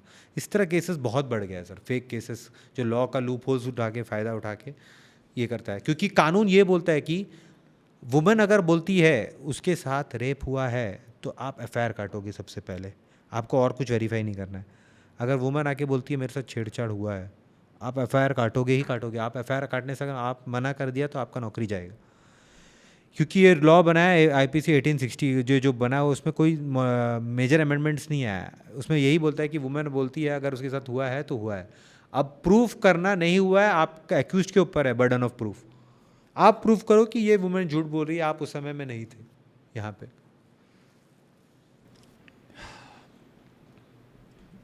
This is wrong. चल रहा है सर, आप तो मीडिया में देख रहे होगे आए दिन, कितने बार ऐसा हो गया कि पूरा पब्लिक एजिटेट हो रही है, कैसा रेप हो गया, कैसा रेप एज हो अ गया। पुलिस ऑफिसर कैसा होता है फील कि दिख रहा है आपको कि आपके पास एविडेंस है, ये इंसान गलत बोल रहा है, झूठ बोल रहा है, फिर भी लॉ के तहत you feel helpless as a police officer. एक वुमेन सर एक लड़के के साथ लिव इन में रह रही है 2 साल से 3 साल से, फिर आके बोलती है मेरे साथ रेप हुआ है, एफआईआर रजिस्टर करो, मेरे को शादी का झूठा वादा दिला के मेरे साथ रेप किया है। क्या वो रेप है? लॉ बोलता है, एज पर लॉ है, एज पर लॉ है। लेकिन इस पे भी जजमेंट अभी आ गया है सुप्रीम कोर्ट का कि ऐसा कुछ होता है। अगर लड़की पढ़ी लिखी है, नौकरी कर रही है, उसको पता है वो अपने मर्जी से कर रही है, 3 साल से अपने मर्जी से कर रही है, फिर आके बोलती है कि वो रेप में है, तो वो रेप नहीं है। सुप्रीम कोर्ट का एक जजमेंट आया हुआ है, लेकिन फिर भी वो जजमेंट आया है, लेकिन लॉ तो अभी भी वही बोल रहा है कि रेप है। वो बोल रही है तो है, आज भी केसेस रजिस्टर हो रहे हैं। फिर जो मुजरिम तो अंदर जा, उसका तो करियर ख़त्म हो रहा है, वो तो अंदर जाएगा, बाद में वो प्रूफ करेगा, सुप्रीम कोर्ट का जजमेंट लाएगा। हाई कोर्ट, पहले नीचे कोर्ट में नहीं होगा, सुप्रीम कोर्ट जाना पड़ेगा उसको, उतना मनी चाहिए उसके लिए, उतना पैसे जाके ऊपर में जाके सेटलमेंट जाके फिर सुप्रीम कोर्ट से वो जाके बरी होगा। तब तक तो वो उसका करियर ख़त्म हो गया। बिल्कुल बिल्कुल बिल्कुल। और ऊपर से इनका मांग अलग से रहेगा। लड़की बोलेगी मेरे को 50 लाख दो, तब जाके मैं केस वापस लूँगी, और केस वापस लेती भी है। इस पॉडकास्ट पे एक बहुत अच्छे लिख फ्रेंड है अमीश अग्रवाल, सुप्रीम कोर्ट के लॉयर हैं, और जो डिवोर्स केसेस होते हैं ये फेक वाले हैं, वो इन्हीं को देखते हैं। निश्चित के दिवस भाई इतना बुरा हाल है ना, इतना बुरा हाल है कि दिन रात हम लोग देखते रहते हैं, रोज़ झूठे केसेस आते हैं and they as a lawyer feel helpless कि क्या करें। पर जजेस क्या कर रहे हैं आप देखें, अभी जजेस बिडिंग कर रहे हैं वहाँ में, पैसे मिल रहे हैं किसी के घर में सर होली हैप्पी होली हो गई सर। जजेस वो तो छोड़ ही दीजिए, जजेस वहाँ पे मांडवली कर रहे हैं। लड़की बोल रही है मेरे को 40 लाख चाहिए, वो आदमी बोल रहा है कि सर मैं इतना पैसा कहाँ से दूँ, मैं 30 लाख दे सकता हूँ। ठीक है चलो 34 लाख में फाइनल करो। जज क्या कर रहे हैं वहाँ पे? जज बिडिंग कर रहे हैं कि वहाँ पे सर आए दिन सोशल मीडिया में वायरल है। जजेस वहाँ पे मांडवली कर रहे हैं, लड़की के साथ 6 महीना में शादी होकर डिवोर्स ले रही है, लड़की बोल रही है मेरे को एज अ कंपनसेशन 40 लाख चाहिए, वो आदमी बोल रहा है सर मेरे पास इतना पैसा नहीं है, मेरे पास 20 लाख है, 25 लाख है। तो जज बोलता है चलो कोई बात नहीं, 25 लाख है ना, तुम 32 लाख में डील फाइनल करो, चलो ख़त्म करो केस। ऑन कैमरा रिकॉर्डिंग चल रहा है और ये इंस्टाग्राम में वायरल है रील्स। जज वहाँ बैठ के मांडवली कर रहा है, एक 6 महीना की इसमें लड़की पढ़ी लिखी है, MBA ग्रेजुएट है, वो नौकरी कर सकती है, वो उसको 40 लाख किस बात का भाई, ना उसका बस बच्चा है। 40 लाख 6 महीने की शादी में जज मांडवली कर रहे हैं, क्यों, क्या, कौन सा रूल है सर, कौन सा लॉ है, पता नहीं। आजकल एलिमनी भी काफ़ी वही एलिमनी, यही एलिमनी वही चल रहा है सर, जैसे दहेज लेना, डाउरी तो उसके ऊपर इतना ये चल रहा है, एलुमनी के ऊपर तो खुलेआम जजेस दिलवा रहे हैं एलुमनी कि इतना बनता है आपका। हाँ इतना बनता है, 30 नहीं चलो 32 लाख डन करते हैं। हाँ डन करते हैं, सब ये चल रहा है।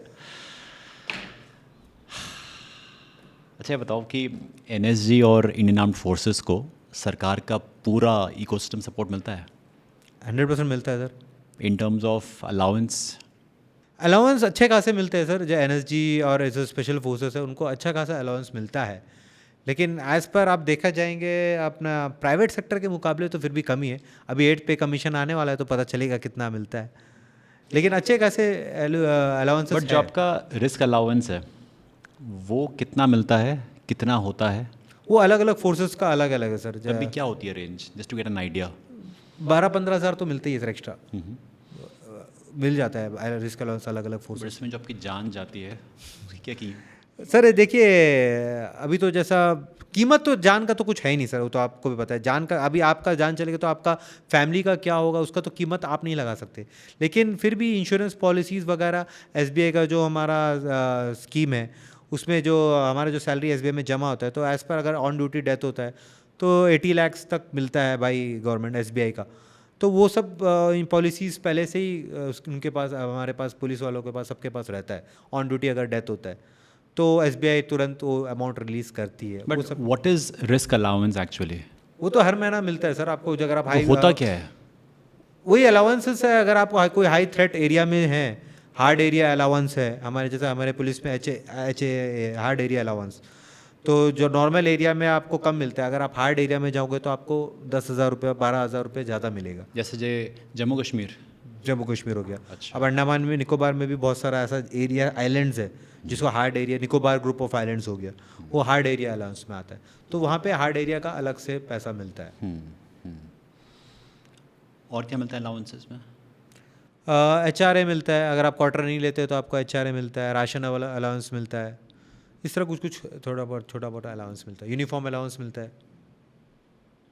और पुलिस में आपको शायद पता नहीं होगा 13 मंथ्स का सैलरी मिलता है।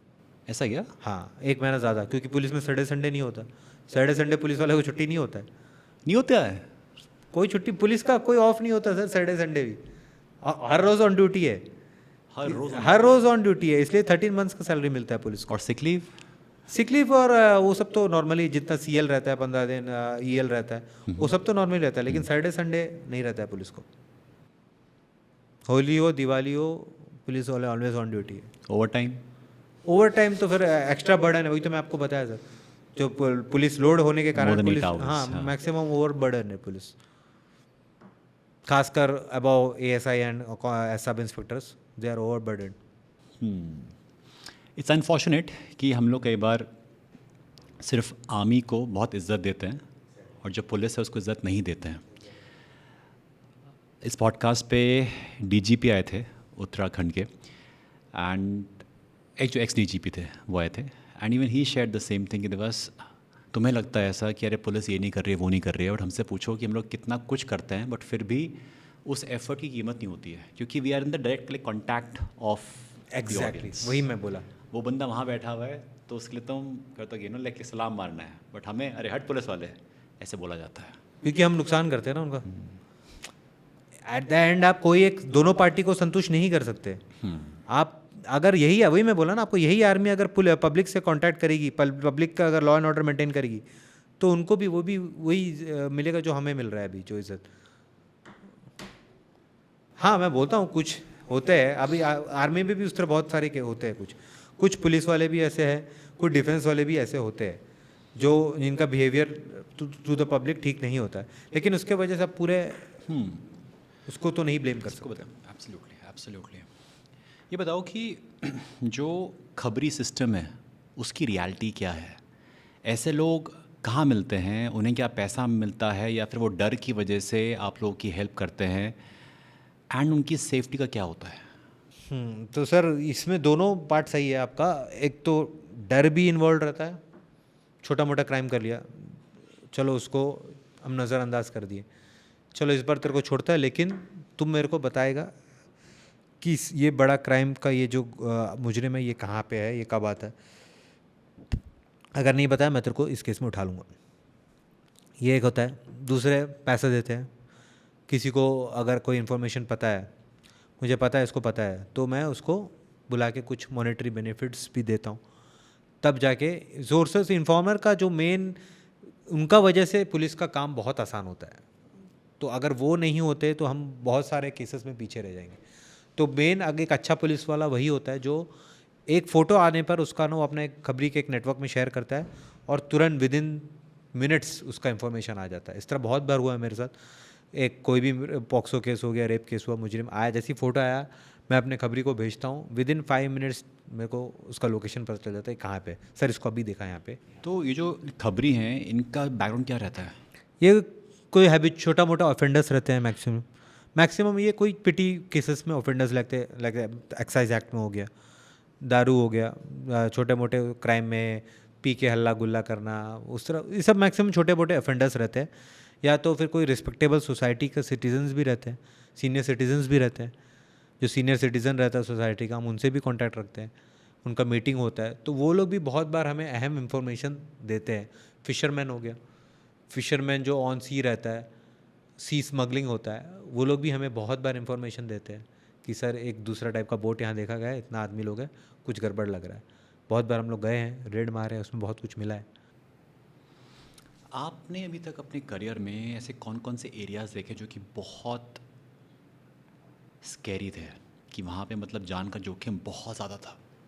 हमने जो ऑपरेशन किया था सर, कचाल आइलैंड्स बोल के एक आइलैंड्स है, उसमें मतलब बहुत ही जोखिम वाला काम था। उसमें जो हम लोग 14 दिन जंगल में थे, जंगल में बहुत सारे स्नैक्स और पानी में ट्रैवल करना, बीच बीच में पानी आता, छोटा सा एक हुडी रहता, उसमें हुडी में ट्रैवल करते थे पानी में, फिर अंदर रेत में चलते थे।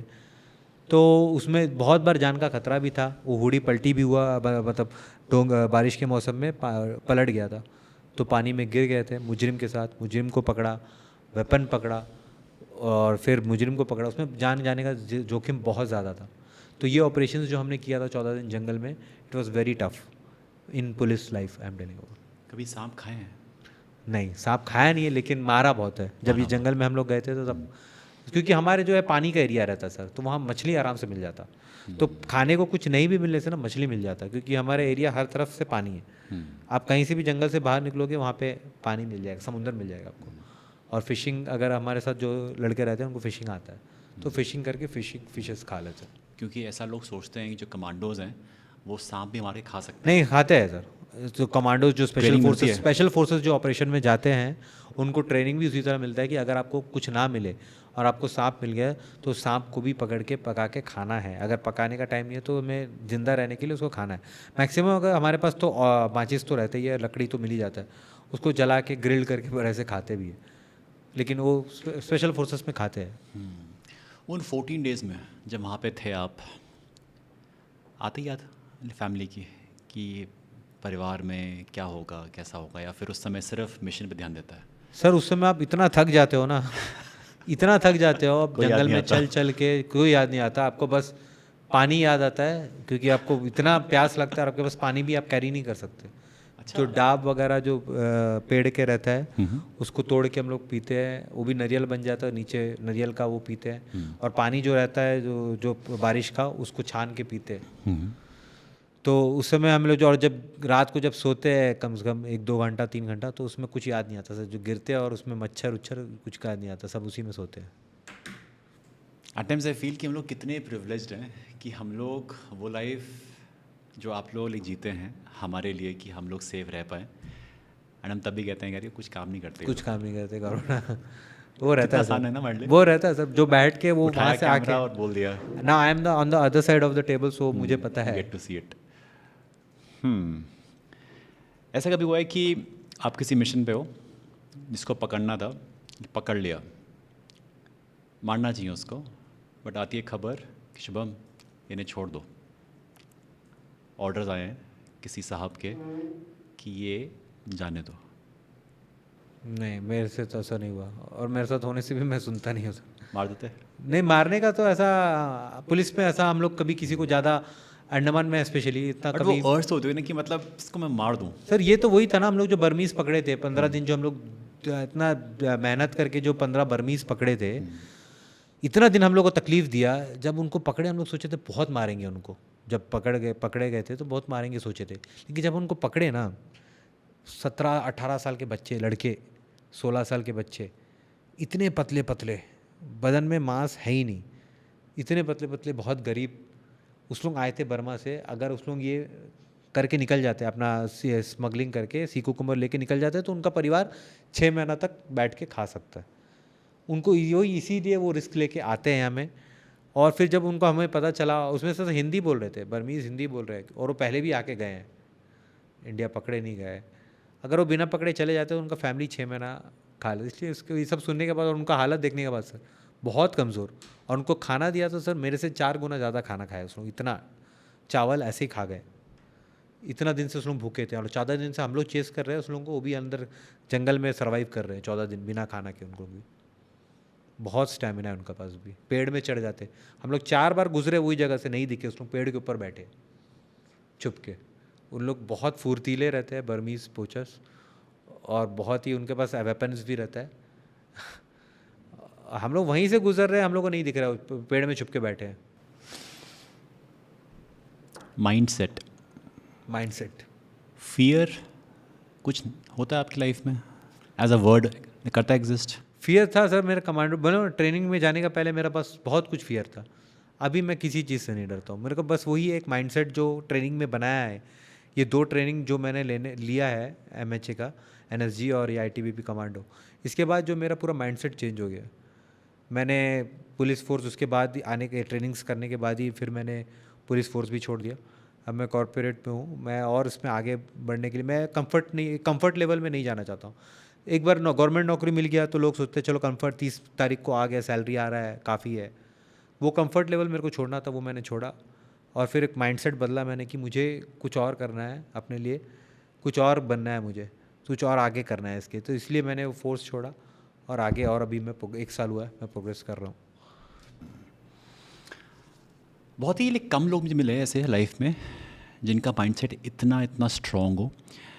अभी हाल ही में एक मैच हुआ था इंडिया वर्सेस इंग्लैंड का, जहाँ पे ऋषभ पंत जिनके फ्रैक्चर हो गया था, और फ्रॉम इंग्लैंड क्रिस वोक्स, उनका शोल्डर इंजरी था, फिर भी वो मैच खेलने आए। And I was so inspired कि मतलब दम है कि आप सामने खेलने आए। And same for the army folks, the police folks, जो कि चाहे कितने भी उसके थ्रू ले जाते हैं फिर भी आगे आते हैं and they fight for it. And आप कह रहे हो कि आज सब कुछ छोड़ने के बाद भी आप कॉर्पोरेट की लाइफ में भी उस माइंडसेट को लेके चल रहे हो। एल्स लोग कहते हैं कि नहीं नहीं आज तो बहुत दर्द है, आज मुझसे नहीं हो पाएगा, Exactly. आज ना मैं बहुत थक गया हूँ, मुझसे छोड़ नहीं हो देते पाएगा। हैं। हाँ। तो what goes in your mind? कहते हैं कि अगर आप आर्मी में हो, आप देश के लिए कर रहे हो, आप मैच खेल रहे हो, आप देश के लिए खेल रहे हो, अब आप कॉर्पोरेट में कर रहे हो, तो लोग कहते हैं कि भाई अब तो तू अपने लिए कर रहा है ना। तो what is the mindset that drives you? Sir actually हर आदमी को ना ये माइंडसेट रखना ही चाहिए, अपने लिए करना ही चाहिए। आप वो देश के लिए कर रहे हैं, लेकिन आपका माइंडसेट तो है उसी चीज़ का। अब वो वहाँ से रिटायर होने के बाद भी ऋषभ पंत वही रहेगा, ऋषभ पंत, क्रिस वोक्स वही रहेगा जो माइंडसेट में आपका। अभी भी आज मैं आया दिल्ली, मेरे पास जिम नहीं था, मैं सुबह 50 पुशअप्स मारा, बाल्टी में पानी भर के, बाल्टी उठा के जिम वगैरह, तो वहाँ जो भी मिलता है उससे मैं करके आता हूँ। मेरा माइंडसेट वो बन गया कि मुझे कुछ ना कुछ करना ही है फिटनेस में, कि मैं अपने आप को फिट रख सकूँ। तो कि जब भी आप कहीं पे भी जाओ तो लोग आपको इस नज़र से देखें, इस रिस्पेक्ट से देखें कि कोई पर्सनैलिटी आया, कुछ ऑरा आया है। तो वो एक माइंडसेट अपने दिमाग में पहले से मैंने फिक्स कर रखा हूँ, क्योंकि मैं पहले बहुत सारा कुछ देख के आया हूँ। जब मैं मोटा था, जब मैं अराउंड 120 kgs का था, तभी जब मैं उससे एक मेरे को बेनिफिट क्या हुआ, जब भी मैं कहीं भी जाता हूँ मैं ना जल्दी आ जाता हूँ टाइम पे। अपना जब भी मेरा टाइम रहता है उससे मैं पहले ही रेडी हो जाता हूँ। क्योंकि जब मैं मोटा था, जब मैं कभी कोई क्लास में एंटर करता था या लेट हो गया, तो लोग मेरे को देख के एक अलग से सरकास्टिक वे में मजाक उड़ाना, ये उस तरह चलता। तो मैं क्या करता था, मैं पहले ही आके बैठ जाता था। तो वो मेरा माइंडसेट में पहले से, अभी भी मैं कहीं भी जाता हूँ ना, मैं पहले ही चले अपना टाइमिंग में से पहले ही चाहता हूँ।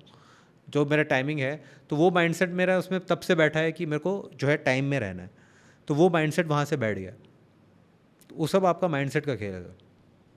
सो एनएसजी की क्या खासियत है? इज इट द माइंडसेट और द हाईटेक एम्यूनेशन वेपन्स? सभी फोर्स का यही है सर, वेपन्स मायने नहीं रखता, माइंडसेट मायने रखता है। वेपन्स आपको कोई भी वेपन दे दो, आप टारगेट में ही हिट करेंगे। आपको AK-47 दे दो या फिर ग्लॉक पिस्तौल दे दो, आपको जो टारगेट दिया वो टारगेट ही हिट करोगे। लेकिन आपका जो मेन है वो माइंडसेट है। कि हमारे ट्रेनिंग में एक स्ट्रेस फायर होता था सर, जो ITBP कमांडो ट्रेनिंग में एक स्ट्रेस फायर होता था। उसमें आपको पहले स्ट्रेस का सिचुएशन में डालते थे। कैसे? आपका पास वेपन है, आपको 6 आदमी लोग झुकाएंगे और आपको राउंड घुमाएंगे। आप ऐसे ही 1-2-3 चक्कर मारेंगे तो आपको फुल घूमता हुआ नज़र आएगा। आपको कम से कम 100 चक्कर घुमाएंगे वो 6 आदमी वहाँ पे फायरिंग रेंज में, 5 जन को लाइन से, और आपको छोड़ देंगे। और आपका हाथ में वेपन है, आपको कोक करना है और जाके टारगेट में फायर करना है। 5 जन लाइन से है, सबको छोड़ दिए, सब इधर जा रहे हैं उधर जा रहे हैं। उसमें फायरिंग एक दूसरे पे भी हो सकता है क्योंकि आपके हाथ में लोडेड वेपन है। लेकिन इतना ट्रेंड हो गया, स्ट्रेस फायर लास्ट वीक में होता है। आपको शुरू से इतना ट्रेंड हो गया है कि आप लोग वहाँ में गिर रहे हैं वेपन के साथ, लेकिन आप वेपन को गिरने नहीं दे रहे, अपना हाथ आप नीचे रख रहे हैं। आपको घूम रहा है, पूरा नज़र आपको आ रहा है कि आपको घूम रहा है, लेकिन आप उसके बाद उठ के जाके कोक करते हैं और टारगेट में फायर करते हैं। इसको स्ट्रेस फायर बोलते हैं, जो लास्ट वीक में होता है। आफ्टर जब पता चल जाए कि कमांडो परफेक्टली ट्रेंड हो चुका है, वो अगल बगल अगर ये फर्स्ट वीक में करा दे तो एक दूसरे को गोली मार देंगे वहाँ पे, क्योंकि इतना स्ट्रेस घूमते रहता है। आपके हाथ में वेपन है, आप तो चल जाएगा वेपन। जो कॉर्पोरेट के लोग हैं वो कह रहे हैं कि बहुत स्ट्रेस है, उनकी मेंटल हेल्थ ख़राब हो रही है, वर्क लाइफ बैलेंस ख़राब हो रहा है, उन्हें क्या कहना चाहोगे? सर यही है बस, जो है अपना माइंडसेट में है। अगर आपको वो नहीं पसंद नहीं आ रहा है तो आप आगे बढ़ो, do something of your own. ज़रूरी नहीं है आपको वहाँ पे रहना, आप कुछ आगे बढ़ो। अपना आपका टैलेंट है, या तो अपने आप को नरिश करो, अपना कुछ कोर्स करो, या तो अपना बिजनेस खोलो, आगे बढ़ो। ज़रूरी नहीं है sir, market is open. Competition आजकल बहुत कम है। क्यों? क्योंकि आदमी का माइंडसेट स्ट्रांग नहीं है। But for excellence you have to put in those hours. Yes, वो तो आपको डालना ही होगा। आपको कंटिन्यूस वो जो काम आपको मिला है, आपको अगर वो पसंद है तो आपको वर्कलोड महसूस नहीं होगा। लेकिन आपको ज़बरदस्ती अगर कोई आप काम करवा रहे हैं जो आपको पसंद ना हो, तो फिर you have to choose your field कि आपको क्या करना है। एक सवाल था कि सबसे ज़्यादा हाईटेक इंस्ट्रूमेंट एनएसजी का क्या है? Oh, I cannot disclose it. Okay, then it's fine. Then it's fine. I'll respect that. So, आज आपके through we got to know कि what all work you have done. लेकिन आप अनसंग हीरोज़ हो। अभी भी हम लोग सलमान खान भाई को ही देखते हैं कि क्या मारा, एंड वही हीरो बन जाता है। बट हीरो तो आप लोग हैं। सर हीरो का बात नहीं सर, हीरो तो जो मेडल्स लेके आ रहा है कंट्री के लिए, आप कितना को उनको जन को जानते हैं लोग, पब्लिक। आप विराट कोहली को जानते हैं, ऋषभ पंत को जानते हैं। छोटा मोटे स्पोर्ट्स में अभी आपको पता है, एक अंडर 14 की टीम गया है, एक कोच उनको लेके गया ऑल ओवर यूरोप का टूर में, अपने पैसे से 56 लाख दे के वो अपने पैसे से लेके जाके 3 कप जीत के लाया है। मैं आज ही पढ़ रहा था।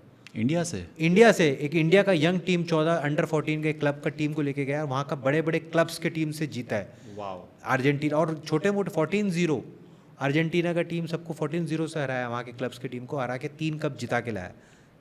नहीं जानते लोग, नहीं जानते। बहुत सारे लोग जो मेडल्स लेके आया है ओलंपिक्स में नहीं जानते। नीरज चोपड़ा को कोई जानता था पहले? अभी नहीं जानता। अभी जानते हैं, पहले क्यों नहीं? वो तो कब से फेंक रहा है जब। बहुत जन को नहीं जानते, लोग केवल क्रिकेट को महत्व दे रहे हैं, और बेनिफिट्स भी जो है गवर्नमेंट जो है क्रिकेट को ज़्यादा दे रहा है। आप ये देखेंगे कि वो जो धर्मशाला में मैच पोस्टपोन हुआ था, जो पाकिस्तान का वॉर के, पहला बार इंडियन टीम ट्रेन में बैठा था। तो बाकी स्पोर्ट्स स्टार बोले हम लोग तो साला हमेशा ट्रेन से जाते हैं, हम लोग को पहला बार वो ट्रेन में बैठा करके एकदम ब्रॉडकास्ट होगी इंडियन जो प्लेयर्स जो है ट्रेन में जा रहे हैं। बाकी टीम्स तो हमेशा ट्रेन में जाती है, उनको ट्रैवल करती है। तो ट्रू। आपका रियल लाइफ हीरो कौन है? सर ऐसा कुछ नहीं, मैं कोई तो अभी होगा। मैं पहले था, मैं सलमान का, अब कुछ नहीं, नहीं। उनके अलावा कह रहा हूँ। चलो वैसे हो गए फिल्मी उसके, कि आपकी पर्सनल लाइफ जिनका काफ़ी बड़ा इंस्पिरेशन रहा हो। Your father? My family is my inspiration sir, nothing. They supported me in everything.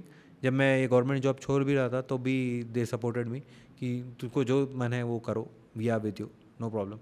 तो गवर्नमेंट जॉब छोड़ना सबसे बड़ा डिसीजन था लाइफ का। तो वो एक मैंने बहुत रिस्क लेके छोड़ा, मुझे पता था मैं कुछ ना कुछ तो कर ही लूँगा। तो वो मैंने एक छोड़ा, क्योंकि सर पॉलिटिक्स भी बहुत है पुलिस में, केवल आप यही नहीं है, पुलिस में पॉलिटिक्स, इंटरनल पॉलिटिक्स भी बहुत होता है। पुलिस में इंटरनल पॉलिटिक्स भी बहुत होता है। जो जैसे आईपीएस होता है, वो जब आते हैं कहीं, कोई एक थाने में आते हैं, कोई इसमें कोई एरिया में आते हैं। जैसे मुझे मेरे एक एसपी ने बोला था, मुझे एक डीएसपी ने आके बोला कि एसपी साहब बोल रहे थे कि इतना फिटिंग यूनिफॉर्म क्यों पहनते हो तुम। मेरे को यूनिफॉर्म पहनना है, मैं जिसमें अच्छा लगूँ, मेरे को वो फिटिंग चाहिए। अब वो मेरा एसपी मेरे को नहीं बता सकता कि मैं कैसे यूनिफॉर्म पहनूँ। मैं यूनिफॉर्म प्रोटोकॉल के इसमें पहन रहा हूँ, यूनिफॉर्म परफेक्ट है। अब मैं फिटिंग उसमें क्या बोल रहे, लूज़ यूनिफॉर्म पहनो, लूज़ यूनिफॉर्म क्यों पहनूँ। मैं फिटनेस में हूँ, मैं अपना फिजिक बनाया हूँ, मैं अपना जो भी है, मेरे को जिस तरह में मैं अच्छा लगता हूँ मैं उस तरह पहनता हूँ। मेरे को मैं लूज़ यूनिफॉर्म क्यों पहनूँ। तो वो सब बात मुझे एक दिल में लगा था कि एक एसपी मेरे से मेरे को क्यों बोला। बहुत सारे लोग एसपी डीआईजी लोग तारीफ़ भी करते हैं, when they see me, they respect me a lot, they उनका तारीफ़ भी आता है। लेकिन कुछ आईपीएस ऐसे भी आते हैं कि क्यों। तो इस तरह बहुत बार कुछ कुछ होता है। इंटरनल पॉलिटिक्स भी बहुत सारा है डिपार्टमेंट में, वो हर जगह रहता है। इवन आर्मी, डिफेंस, नेवी में सब जगह रहता है। जहाँ इंसान है वहाँ पॉलिटिक्स रहेगा। रहेगा। जो आपका इंस्टाग्राम है वो आज इंस्पिरेशन हब बन चुका है। ऐसा क्या हुआ कि ये डिसाइडेड कि मुझे अपनी कहानी बतानी है इंस्टाग्राम के ज़रिए? मैं उसमें अवेयरनेस का वीडियोस बनाते रहता हूँ सर, फ्रॉड रिलेटेड में। मैंने जो अपने पुलिस के करियर में जितने भी फ्रॉड्स देखे हैं, और अभी जो लोग नया साइबर क्राइम्स आ रहा है उसके बारे में मैं अवेयरनेस देते रहता हूँ। तो उसमें बहुत सारे व्यूज़ भी जाते हैं, बहुत सारे शेयर्स भी आते हैं। मुझे अच्छा लगता है कि कम से कम मेरे एक वीडियो से किसी का पैसा अगर बचता है, कोई एक मासूम आदमी का, क्योंकि मैंने देखा है विक्टिम्स का 30-30 लाख जाते हुए, अपने ज़िंदगी भर का कमाई खोते हुए। तो अगर मैं अपने वीडियोस के ज़रिए, अपने इंस्टाग्राम के ज़रिए अगर किसी का भी, एक जन का भी अगर पैसा वापस बचा सकता हूँ, तो मेरे लिए बहुत गर्व की बात है कि वो ऐसा अगर मेरे वजह से होता है। क्योंकि मैंने अपने लाइफ में देखा है कि इवन जज का भी पैसा फ्रॉड में फंसते हुए देखा है मैंने। जज को भी लिंक आया लोन का, वो जज ने लोन का लिंक दबा दिया। बाद में जब मेरे को बोल रहा था कि ऐसा हो गया, फिर मैंने उसका जो पेटीएम गोल्ड खरीदा था एक एक्यूज ने, उसी के पैसे थे, मैंने पेटीएम को मैसेज करके उनका पैसा रिलीज़ कराया था। तो इस तरह बहुत सारे मैंने केसेस पैसा रिट्रीव भी कराया है विक्टिम्स का। तो मुझे अच्छा लगता है कि अगर मेरी वजह से किसी का पैसा वापस आता है तो इसलिए मैं वीडियोस अभी भी बनाता हूँ, ताकि लोगों में अवेयरनेस जाग सके साइबर क्राइम को लेकर। कभी लगा कि पब्लिक परसेप्शन सिर्फ हीरो वर्शिप बन गया है और जो असली मैसेज वो मिस हो रहा है? वही मैं बता रहा था ना सर, पब्लिक अभी जो बस विराट कोहली, रोहित शर्मा, सलमान खान, इस लोगों को मानते हैं। लेकिन बहुत सारे लोग ऐसे भी हैं अनसंग, जो कि देश के लिए बहुत अच्छा काम कर रहे हैं। जो असली मैसेज है वो क्या है जो मिस हो रहा है? क्योंकि लोगों के सामने आ नहीं, जो लोगों के सामने आएगा, जो दिखता है सर वही बिकता है। अब कोई एक अच्छा काम करा, वो लोगों के सामने भी तो ब्रॉडकास्ट होना। अगर वो न्यूज़ चैनल, वो मीडिया अगर उसको शोकेस ही नहीं करेंगे, तो हम जैसे कॉमन पब्लिक तक कैसे पहुंचेगा कि ये आदमी ने ये काम किया है। अभी कोई आदमी किसी को मेडल जा रहा, वो एक न्यूज़ में आके ख़त्म हो गया। और इंडिया अगर इंग्लैंड के साथ ये मैच सीरीज ड्रॉ कराई है, ये कंटिन्यू चल रहा है मीडिया में, हर प्राइम टाइम मीडिया में चल रहा है, इंस्टाग्राम में रील्स कट रहे हैं। लेकिन इनका जो मेडल जिता रहे हैं उनका क्यों नहीं कट रहा है? Nobody knows. यही बात है कि उनका प्रेजेंटेशन ढंग से नहीं हो रहा है। अब सिंस आप भी इस फील्ड में हो, आप इंस्टाग्राम पे हो, तो you know how content works, how algorithm works. So content create करते वक्त what is your agenda? Is it motivation? Is it awareness? Do you feel कि आपकी वीडियोस देख के लोग मोटिवेट होंगे to join the armed forces? Exactly. मैंने अपने बहुत सारे वीडियोस डाला है, अपने ट्रेनिंग्स का भी, अपने अवार्ड्स का भी, रिवॉर्ड्स का भी, और अभी अवेयरनेस का मैं डालता हूँ, ताकि लोग इससे इंस्पायर हो और ख़ुद जाके महसूस करें कि देश के लिए अगर आप यूनिफॉर्म पहनते हैं तो वो अलग ही एक प्राइड है। यूनिफॉर्म भले ही मैंने कुछ साल के लिए पहना, 10 साल के लिए पहना, लेकिन वो प्राइड बहुत, यानी जो आपको नॉर्मल एक सिविलियन को नहीं पता चल सकता अनलेस वो जाके वो यूनिफॉर्म पहने। तो इसलिए मैं अभी आर्मी का रिक्रूटमेंट भी आया था, टेरिटोरियल आर्मी का, जो मेरे तरह कॉर्पोरेट्स में है, जो लोग कभी नहीं सर्व कर पाए वो लोग भी टेरिटोरियल आर्मी में जा सकते हैं, officer as an officer.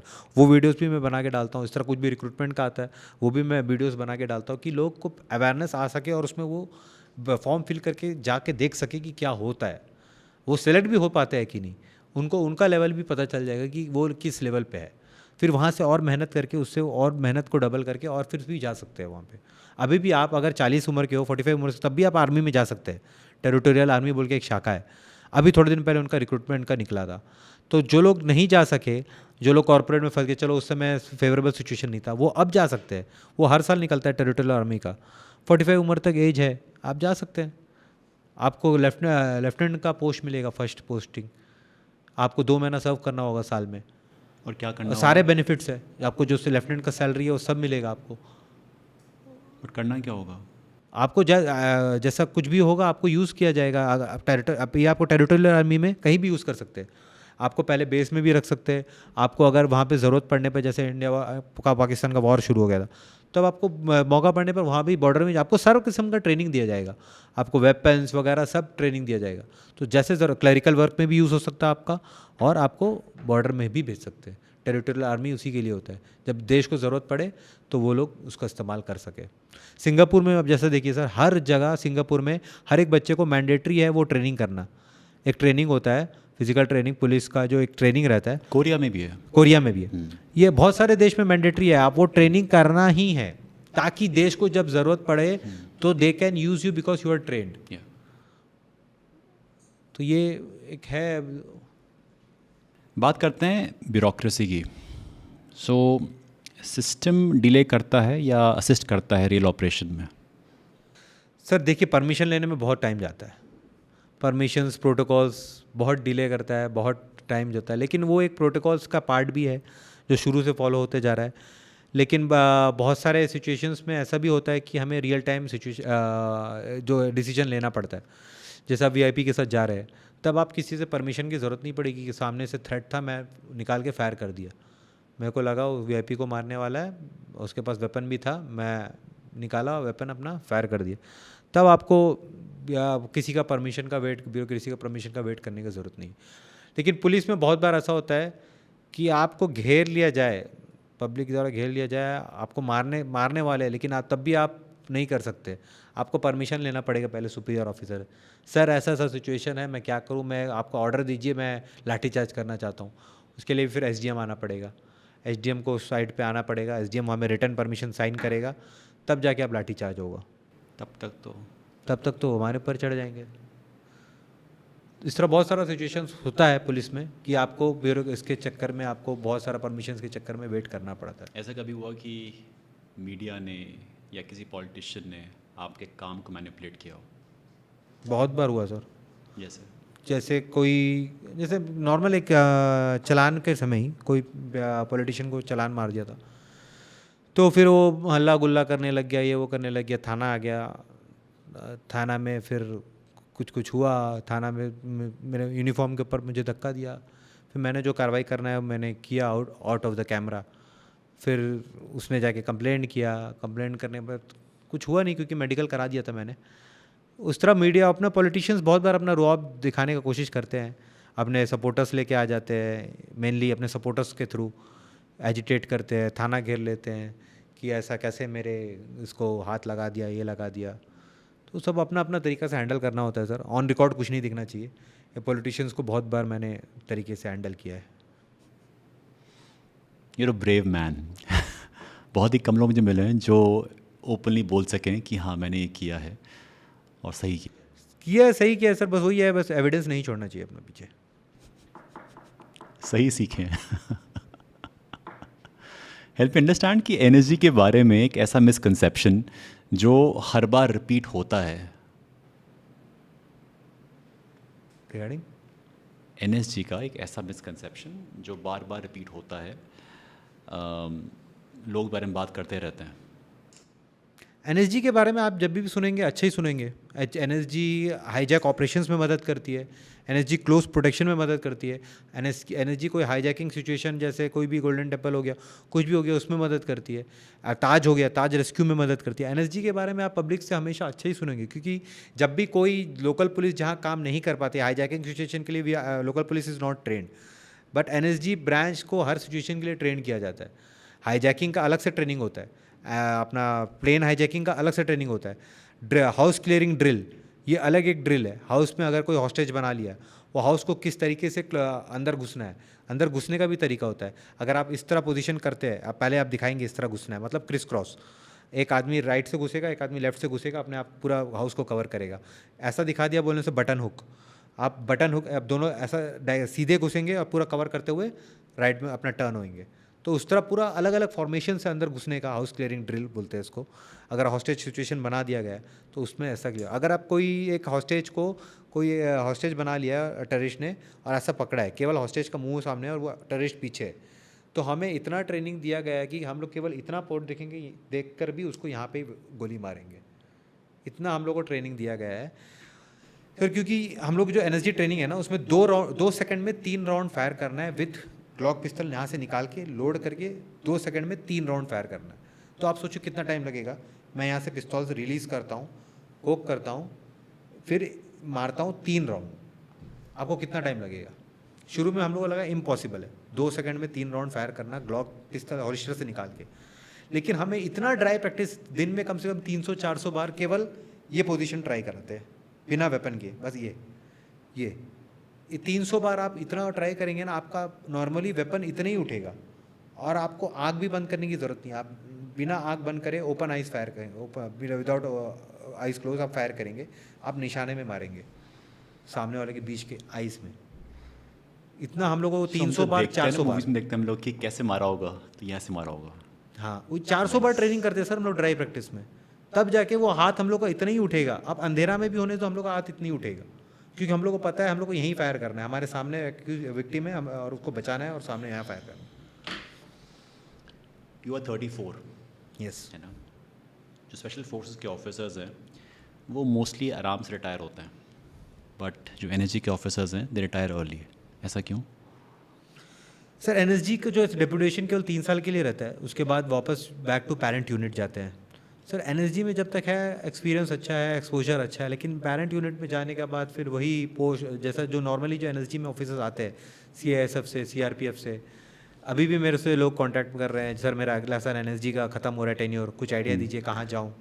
NSG से जैसे ख़त्म होता है ना सर, वापस पेरेंट यूनिट जाना ही नहीं चाहते आदमी लोग, क्योंकि वहाँ जाके फिर वही उनको एनएसजी में एक अलग ऑरा मिलता है, अलग ब्लैक ड्रेस मिलता है, अलग से इज्जत मिलता है, लेकिन वो वापस अगर पेरेंट यूनिट चले गए फिर वापस अपना वही ड्यूटी, कॉमन ड्यूटी, फिर पोस्टों में जाके फिर तकलीफ। बात एज की नहीं है, बात एज की नहीं है, बात एनएसजी का डेपुटेशन में, आप एनएसजी का डेपुटेशन ख़त्म होता है, उसके बाद आप सोचते हैं कि कोई अच्छा प्राइवेट जॉब मिल जाए तो उसमें शिफ्ट हो जाए जिसमें पैसे भी अच्छे हैं, और फिर पेरेंट यूनिट में जाके फिर वही नॉर्मल लोग से एनएसजी में आने के बाद आपका एक ऑरा बढ़ जाता है सर, आपको अलग लोग से अलग नज़रिए से देखते हैं, एक अलग रिस्पेक्ट मिलता है, वो नॉर्मल यूनिट में नहीं मिलता। आज का यूथ जो फौज में नहीं जाना चाहता बट कुछ करना चाहता देश के लिए, क्या कर सकता है? सबसे पहले अपने आप को डेवलप कर लो। तुम अच्छा कमा रहे हो, नौकरी कर रहे हो, अपने लिए पैसा कमा रहे हो, इंटर्न तुम देश की हेल्प कर रहे हो, इकोनॉमी लाने में, इकोनॉमी स्ट्रॉन्ग करने में, अनएम्प्लॉयमेंट हटाने में, तुम नौकरी कर रहे हो, बिजनेस कर रहे हो, अनएम्प्लॉयमेंट हट रहा है, तुम अपना आप को अगर सुधार लो सर, देश के लिए कुछ करने की जरूरत नहीं, ऑटोमेटिकली वो देश की हेल्प हो रहा है। अगर काफ़ी सोचते हैं ऐसा बात ना कि हाँ, जब तक मैं सरहद पे नहीं आऊँगा तब तक मैं देश के लिए कुछ नहीं कर रहा हूँ, बट अपने अपने तरीके से भी आप हेल्प कर सकते हैं। एग्जैक्टली आप अगर कमा रहे हो, अपना अच्छा लाइवलीहुड जी रहे हो, आप कोई क्राइम नहीं कर रहे हो, आप अपना एक अच्छे सिटीज़न के हिसाब में चल रहे हो, तो वो भी देश के लिए मदद है। आपको ज़रूरी नहीं है बॉर्डर में जाके गोली चलाना है पाकिस्तान के ऊपर, वो देश सेवा नहीं होता है। आप खुद का अपना भी डेवलपमेंट कर रहे हो तो भी वो देश का डेवलपमेंट ही में ही माना जाएगा। अगर आपको एक लाइन में बताना हो कि आपके लिए देशभक्ति क्या है तो क्या कहोगे? खुद को लॉ अबाइडिंग रखो और अपने आप को जो लॉ में मेंटेन रखा है, और खुद की डेवलप, अपना पर्सनल डेवलपमेंट करो। पर्सनल डेवलपमेंट तुम करोगे तो देश का डेवलपमेंट होना तय है, चाइना क्यों इतना आगे? चाइना में क्या सब आर्मी में? चाइना अपने आप को डेवलप कर रहा है इकोनॉमी में, वो खुद सेल्फ सफिशिएंट बन रहा है, उनके पास इतनी टेक्नोलॉजी आ गई है, वो खुद अपना पर्सनल डेवलपमेंट कर रहे हैं। पर्सनल डेवलपमेंट करोगे, मेन बात है सिविक सेंस। सर इंडिया में सिविक सेंस आप देखते हैं, अब अभी थोड़े दिन पहले एक रील वायरल हुआ है, यूएसए में जाके एक लेडी वहाँ का शॉप से इतना सारा सामान अंदर भर के चोरी करके लेके जा रही थी। इंडिया का नाम देश का वहीं ख़राब हो गया। सब लोग को पता है इंडियंस ऐसे करते हैं। एक फॉरेनर आती है देश घूमने के लिए, एक इन्फ्लुएंसर है, वो वीडियो दिखा रही है, उसको लड़के लोग छेड़ रहे हैं रास्ते पे। एक लड़का उसको ऊपर, दूसरा लड़का को धक्का दे रहा है, जैसे स्कूल में करते हैं, लड़का दूसरा लड़का पर धक्का दे रहा है, वो वीडियो बना रही है, वो रो रही है। तो देश का नाम तो वहीं ख़राब हो रहा है। जब ये बाहर के लोग आ रहे हैं, आप उनको कैसा ट्रीट कर रहे हैं, और तुम बाहर जाके कैसा ट्रीट कर रहे हो। तुम यूएसए जाके चोरी कर रहे हो, शॉप लिफ्ट कर रहे हो, तो वहाँ तुम पूरे देश को रिप्रेजेंट कर रहे हो। बस तुम वीज़ा लेके बाहर जा रहे हो, तुम देश को रिप्रेजेंट कर रहे हो। तुम वहाँ क्या तुम अपना इमेज छोड़ रहे हो, देश का तुम रिप्रेजेंट कर रहे हो। तो अपना मेन बात है, तुम अपना डेवलपमेंट करोगे तब जाके देश डेवलप होगा। It connects me with those 16-year-old Burmese जो आए थे, राइट। जिनके पास और कोई ऑप्शन था नहीं। उनका सर्वाइवल ही डिपेंड करता है कि वो चोरी करें, स्मगलिंग करें, तभी उनका जीवन चल पाएगा। ऐसा नहीं है सर, ऑप्शन सबके पास रहता है। ऑप्शन सबके पास रहता है। तुम मेन बात है तुम चूज़ क्या करते हो। Thank you for saying this. हाँ, ऑप्शन सबके पास रहता है, भले वो गरीब देश है, लेकिन अपॉर्चुनिटी है। ऐसा भी नहीं कि अपॉर्चुनिटी वहाँ नहीं है। तुम मेहनत करके भी काम डेली कर सकते हो, लेकिन उन्होंने शॉर्टकट चुना, क्योंकि एक बार अगर वो काम करके चले गए तो 6 महीना उनका परिवार बैठ के खाएगा। 6 महीना काम करने की ज़रूरत नहीं है। तो ये होता है शॉर्टकट। उसमें फंस गए तो फंस गए। मैंने जितने को भी ये चीटिंग केस में ये दिल्ली वगैरह से अरेस्ट करके लेके गया, वो सब 20 साल 21 साल के लड़के थे सर। एक को तो मैंने शादी आज उसका सुबह 9 बजे, रात के 4 बजे मैं उसको घर से उठा के लेके गया। वो लड़की का परिवार मुझे, उसका डैडी जो है, लड़की का डैडी अगले दिन कोर्ट आके मेरे को थैंक यू बोल के गया, सर थैंक यू आप इसको अरेस्ट किया, नहीं तो मेरे बेटी की ज़िंदगी ख़राब हो जाता। सुबह उसका 9 बजे शादी है, मैं 4 बजे उसको घर से उठा के लेके गया अरेस्ट करके। तो वही है सर, शॉर्टकट बोल के बहुत पैसा कमाने का एक शॉर्टकट, वो तरीका अगर अपनाते हैं तो उससे बहुत नुकसान होता है। भले ही आप कभी ना कभी तो पकड़े जाओगे। That's true, that's true. Time for rapid fire.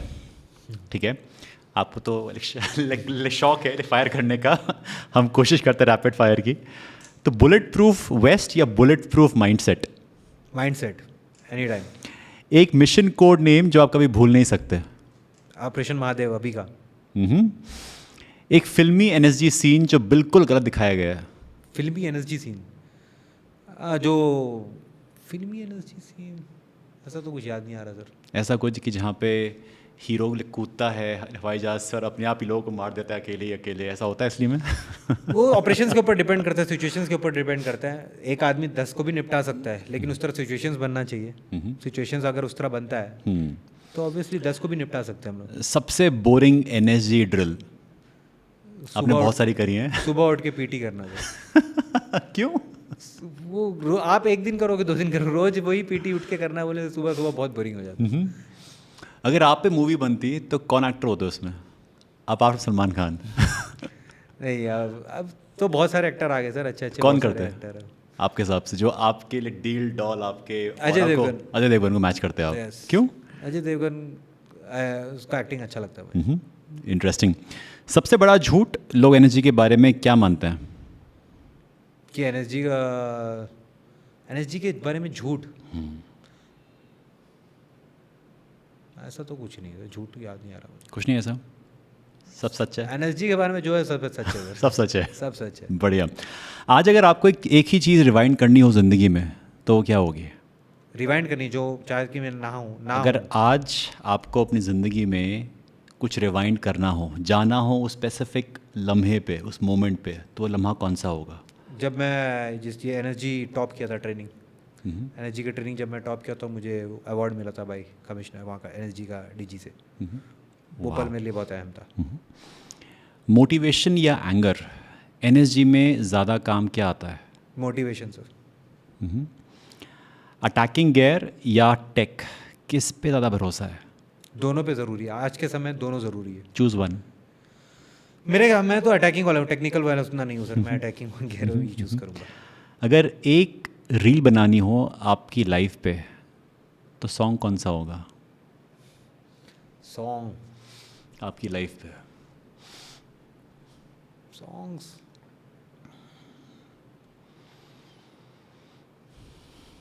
Song का आइडिया नहीं सर उतना। जब आप सपोज जंगलों में हो, कुछ काम नहीं कर रहा है बट फिर भी चलते जा रहे हो,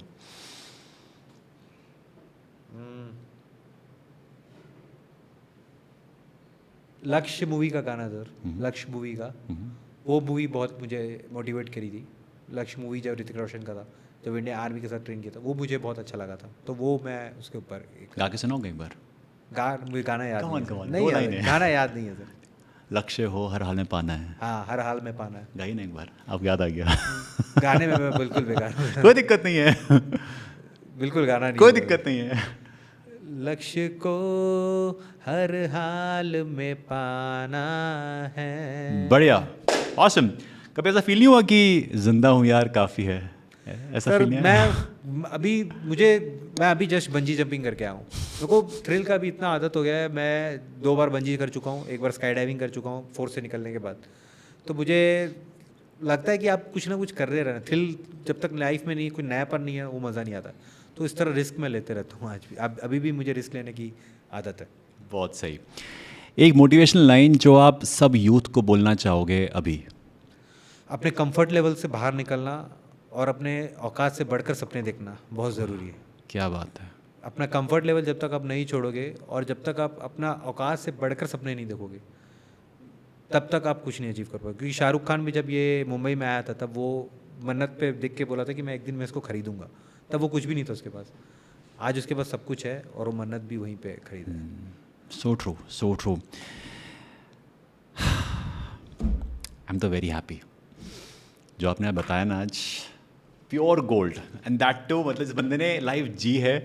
नॉट लाइक कि हाँ कोई किताबी ज्ञान है या कोई अच्छे अच्छे कोट्स। किताबी ज्ञान पे मैं विश्वास ही नहीं हाँ, करता सर, प्रैक्टिकल में ही। Thank you for doing this, Thank you, sir. And thank you for being who you are. इतने इंस्पायरिंग और इतने इतने अमेजिंग। आपकी फिजिक देख ले रहे कि यार क्या बॉडी है। डू इट एक बार। Oh shit.